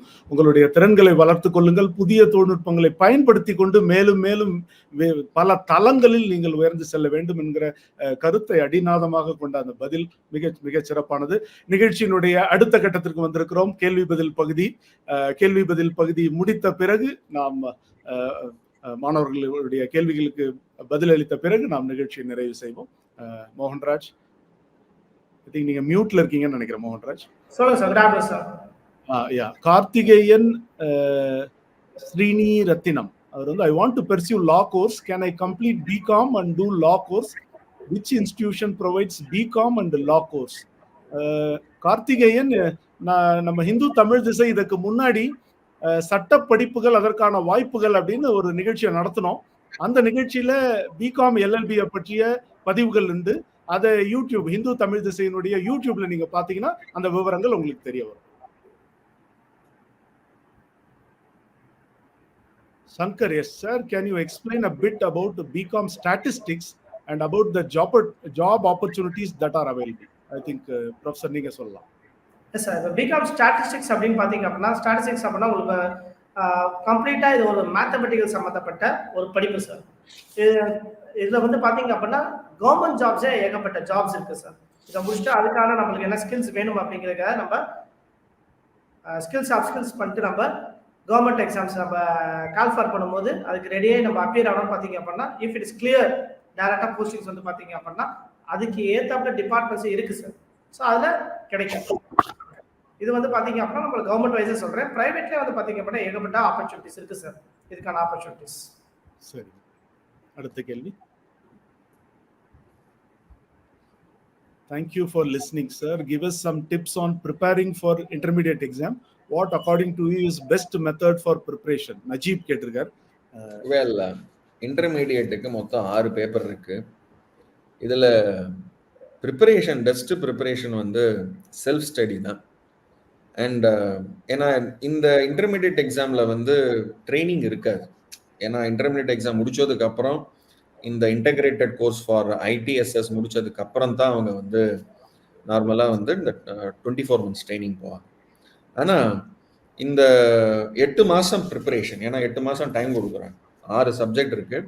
ஆக்சுவலா நீங்க சப்ஜெக்ட்ஸ் எல்லாம் பார்த்தீங்கன்னா அதுல இன்டர்மீடியட்டுக்கு உங்களுக்கு 2 பேப்பர் வர நடுவில் இருக்கும். ஒரு இன்கம் டேக்ஸ் இருக்கும், ஒரு ஜிஎஸ்டி இருக்கும், அப்புறம் ஃபினான்ஷியல் மேனேஜ்மெண்ட் இருக்கும், அது இல்லாம ஒரு ஸ்ட்ராட்டஜிக் மேனேஜ்மெண்ட்டும் இருக்கும். ஸோ ஆக்சுவலா பார்த்தீங்கன்னா உங்களுக்கு 4 + 4 8 பேப்பர் இருக்கும். ஸோ பேப்பர் 6 600 மார்க்கு, ஆனா 8 சப்ஜெக்ட். ஸோ அதனால தான் 8 மாசம் அப்படின்னு நீங்க வச்சுக்கணும்.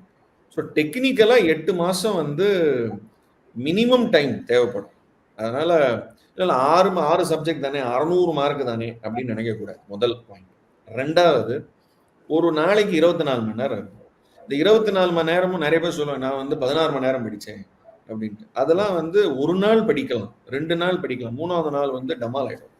இப்போ 1/3 ஆஃப் த டைம் வந்து நம்ம தூக்கத்துக்கே போயிடும். ஸோ 8 மணி நேரம் போயிடுது. பாக்கி 16 மணி நேரம் டிராவலிங், சாப்பிட்றது, அப்புறம் குளிக்கிறது, அப்புறம் அம்மாவுக்கு ஏதாவது வாங்கி கொடுக்கறது, தங்கச்சிங்க அக்காங்கிட்ட பேசுறது, ஃப்ரெண்ட்ஸுங்கிட்ட பேசுறது. முக்கியமா இந்த 8 மாசத்துக்கு இதை எடுத்து ஓரமா வச்சு இது எது யூஸ் பண்ணணும் அப்படின்னா முக்கியமான கம்யூனிகேஷன் மட்டும்தான். இந்த காலத்தோட யங்ஸ்டர்ஸுக்கு யமனே டைமுக்கு ஒரு யமனா வர்றது வந்து இந்த டிவைஸ் தான். இதை வந்து நல்லதுக்கும் பயன்படுத்தலாம், உங்களுடைய டைம் கெடுதலுக்கும் இதை நீங்க பயன்படுத்தலாம். இதை நீங்க எவ்வளவுக்கு எவ்வளவு இதோட நீங்க டைம் ஸ்பெண்ட் பண்றீங்களோ அவ்வளவுக்கு அவ்வளவு நீங்க பண்ண முடியும். ஸோ ஒரு சாம்பிள் கொடுக்குறேன். எக்ஸாம்பிளுக்கு ஒரு நாளைக்கு 4 மணி நேரம் வந்து ஃபோக்கஸ் பண்ணீங்கன்னா போதும். அப்ப என்ன ஆகுது, 30 நாளைக்கு 30 × 4 120 மணி நேரம் தான் கிடைக்கும் ஒரு சப்ஜெக்டுக்கு. அப்ப பாருங்க, 120 மணி நேரத்துல ஒரு சப்ஜெக்ட் வந்து ஒரு இன்கம் டேக்ஸ் சப்ஜெக்டை உங்களால முடிக்க முடியுமா? ஒரு அட்வான்ஸ் அக்கௌண்டிங் முடிக்க முடியுமா? கஷ்டம்தான். அதனால 8 மாசம் என்கிட்ட இருக்கு அப்படின்னு நினைச்சீங்கன்னா, நான் வந்து 4 மாசம் அப்புறம் தான் படிப்பேன், கடைசி 3 மாசம் தான் படிப்பேன்னா அவுட்டு. அங்கேயே நீங்க வந்து தப்பு பண்றோம். டெய்லி 4 மணி நேரம் வந்து கன்சிஸ்டன்ஸா உங்களால படிக்க முடியும்னா, ஏன்னா 4 மணி நேரம் நீங்க வந்து ஃபோக்கஸ்டா படிக்கணும்னா 6 மணி நேரம் உட்காரணும். ஏன்னா முதல்ல ஒரு 1/2 மணி நேரம் 1 hour போயிடும், நடுவில் போய் டீ குடிப்பீங்க, காஃபி குடிப்பீங்க. 4 மணி நேரம்லாம் ரோபோ மாதிரி உட்காந்து படிக்க முடியாது. 4 hours நான் சொன்னாலும் 4 hoursங்கிறது இட் இஸ் நாட் அவ்வளோ ஈஸி கிடையாது கன்சிஸ்டண்டா படிக்கிறது. 4 மணி நேரம் ஒரு நாளைக்கு படிச்சீங்கனாலே 120 மணி நேரம் இன்ட்டு 8 சப்ஜெக்ட் 960 hours. இது மேண்டேட்ரி. எத்தனை பேர் வந்து அவங்களுடைய நெஞ்ச தொட்டு சொல்லுங்க, நான் 960 மணி நேரம் நான் படிச்சிருக்கேன் அப்படின்னு சொல்லுங்க.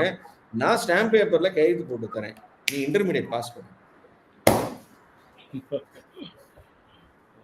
சிறப்பு சிறப்பு. அருண் கோபால் கேக்குறார், sir, is analytical thinking very important for a BCom graduate? இல்ல சார், அந்த மாதிரியான திங்கிங் அப்படிலாம் மேண்டேட்ரி அப்படிங்கிறது இல்ல, ஜெனரலா இருந்தா போதும் சார்.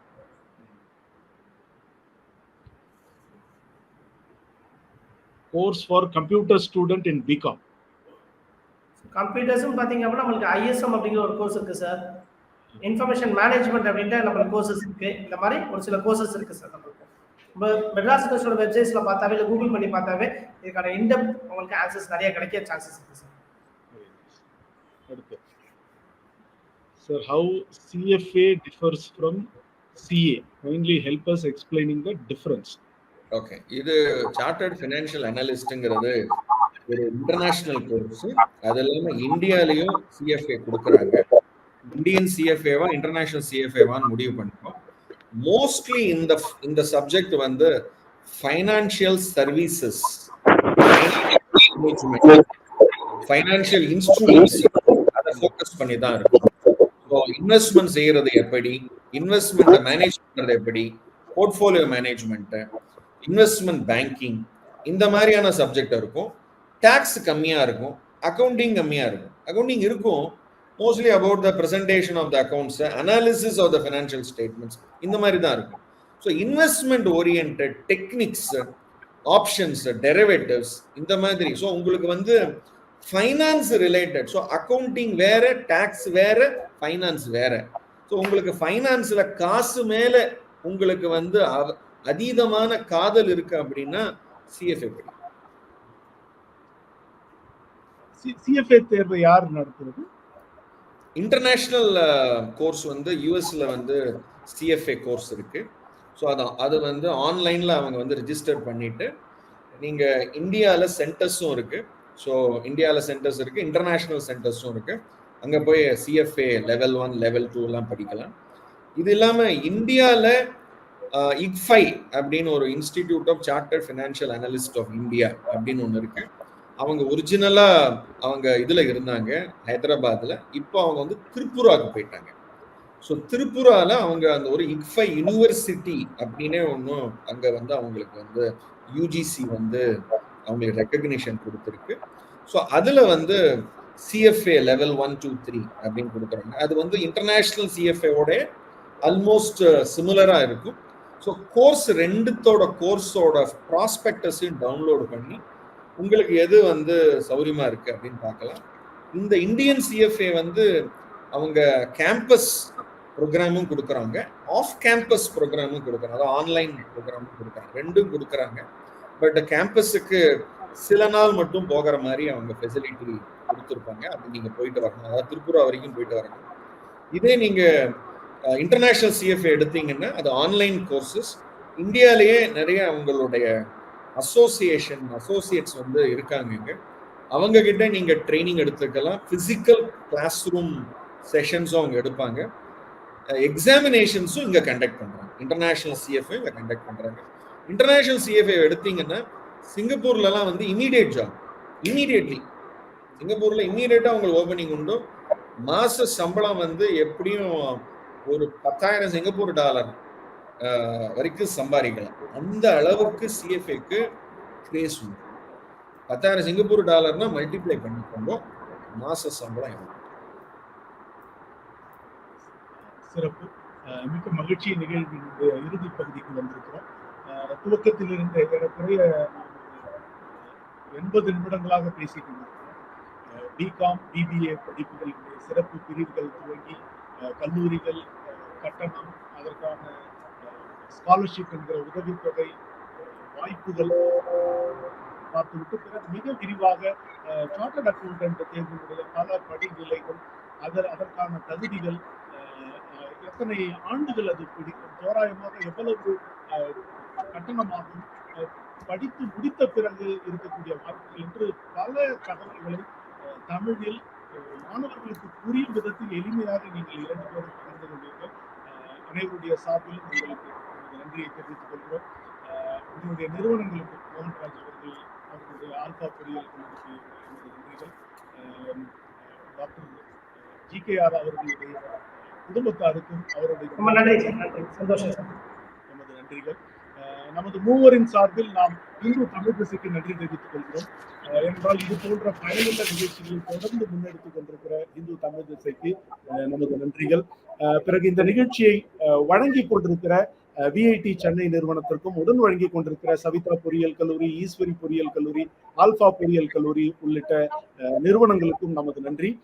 பிறகு சார்ட்டர்ட் அக்கௌண்டன்ட் அவர்களை எனக்கு அறிமுகம் செய்து வைத்தவர் இந்து தமிழ் திசையினுடைய பொது மேலாளர் ராஜ்குமார் அவர்களுக்கும் இந்த தருணத்தில் நான் நன்றியை பதிவு செய்து கொள்கிறேன்.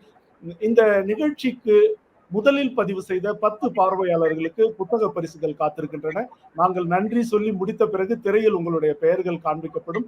பரிசு பெற்றவர்களுக்கான பரிசு புத்தகங்கள் உங்களுடைய இல்லத்திற்கே இந்து தமிழ் திசை நிறுவனத்தினரால் அனுப்பப்படும். அனைவருக்கும் மறுபடியும் ஒரு முறை நன்றி தெரிவித்து விடைபெறுகிறோம். நன்றி. வணக்கம்.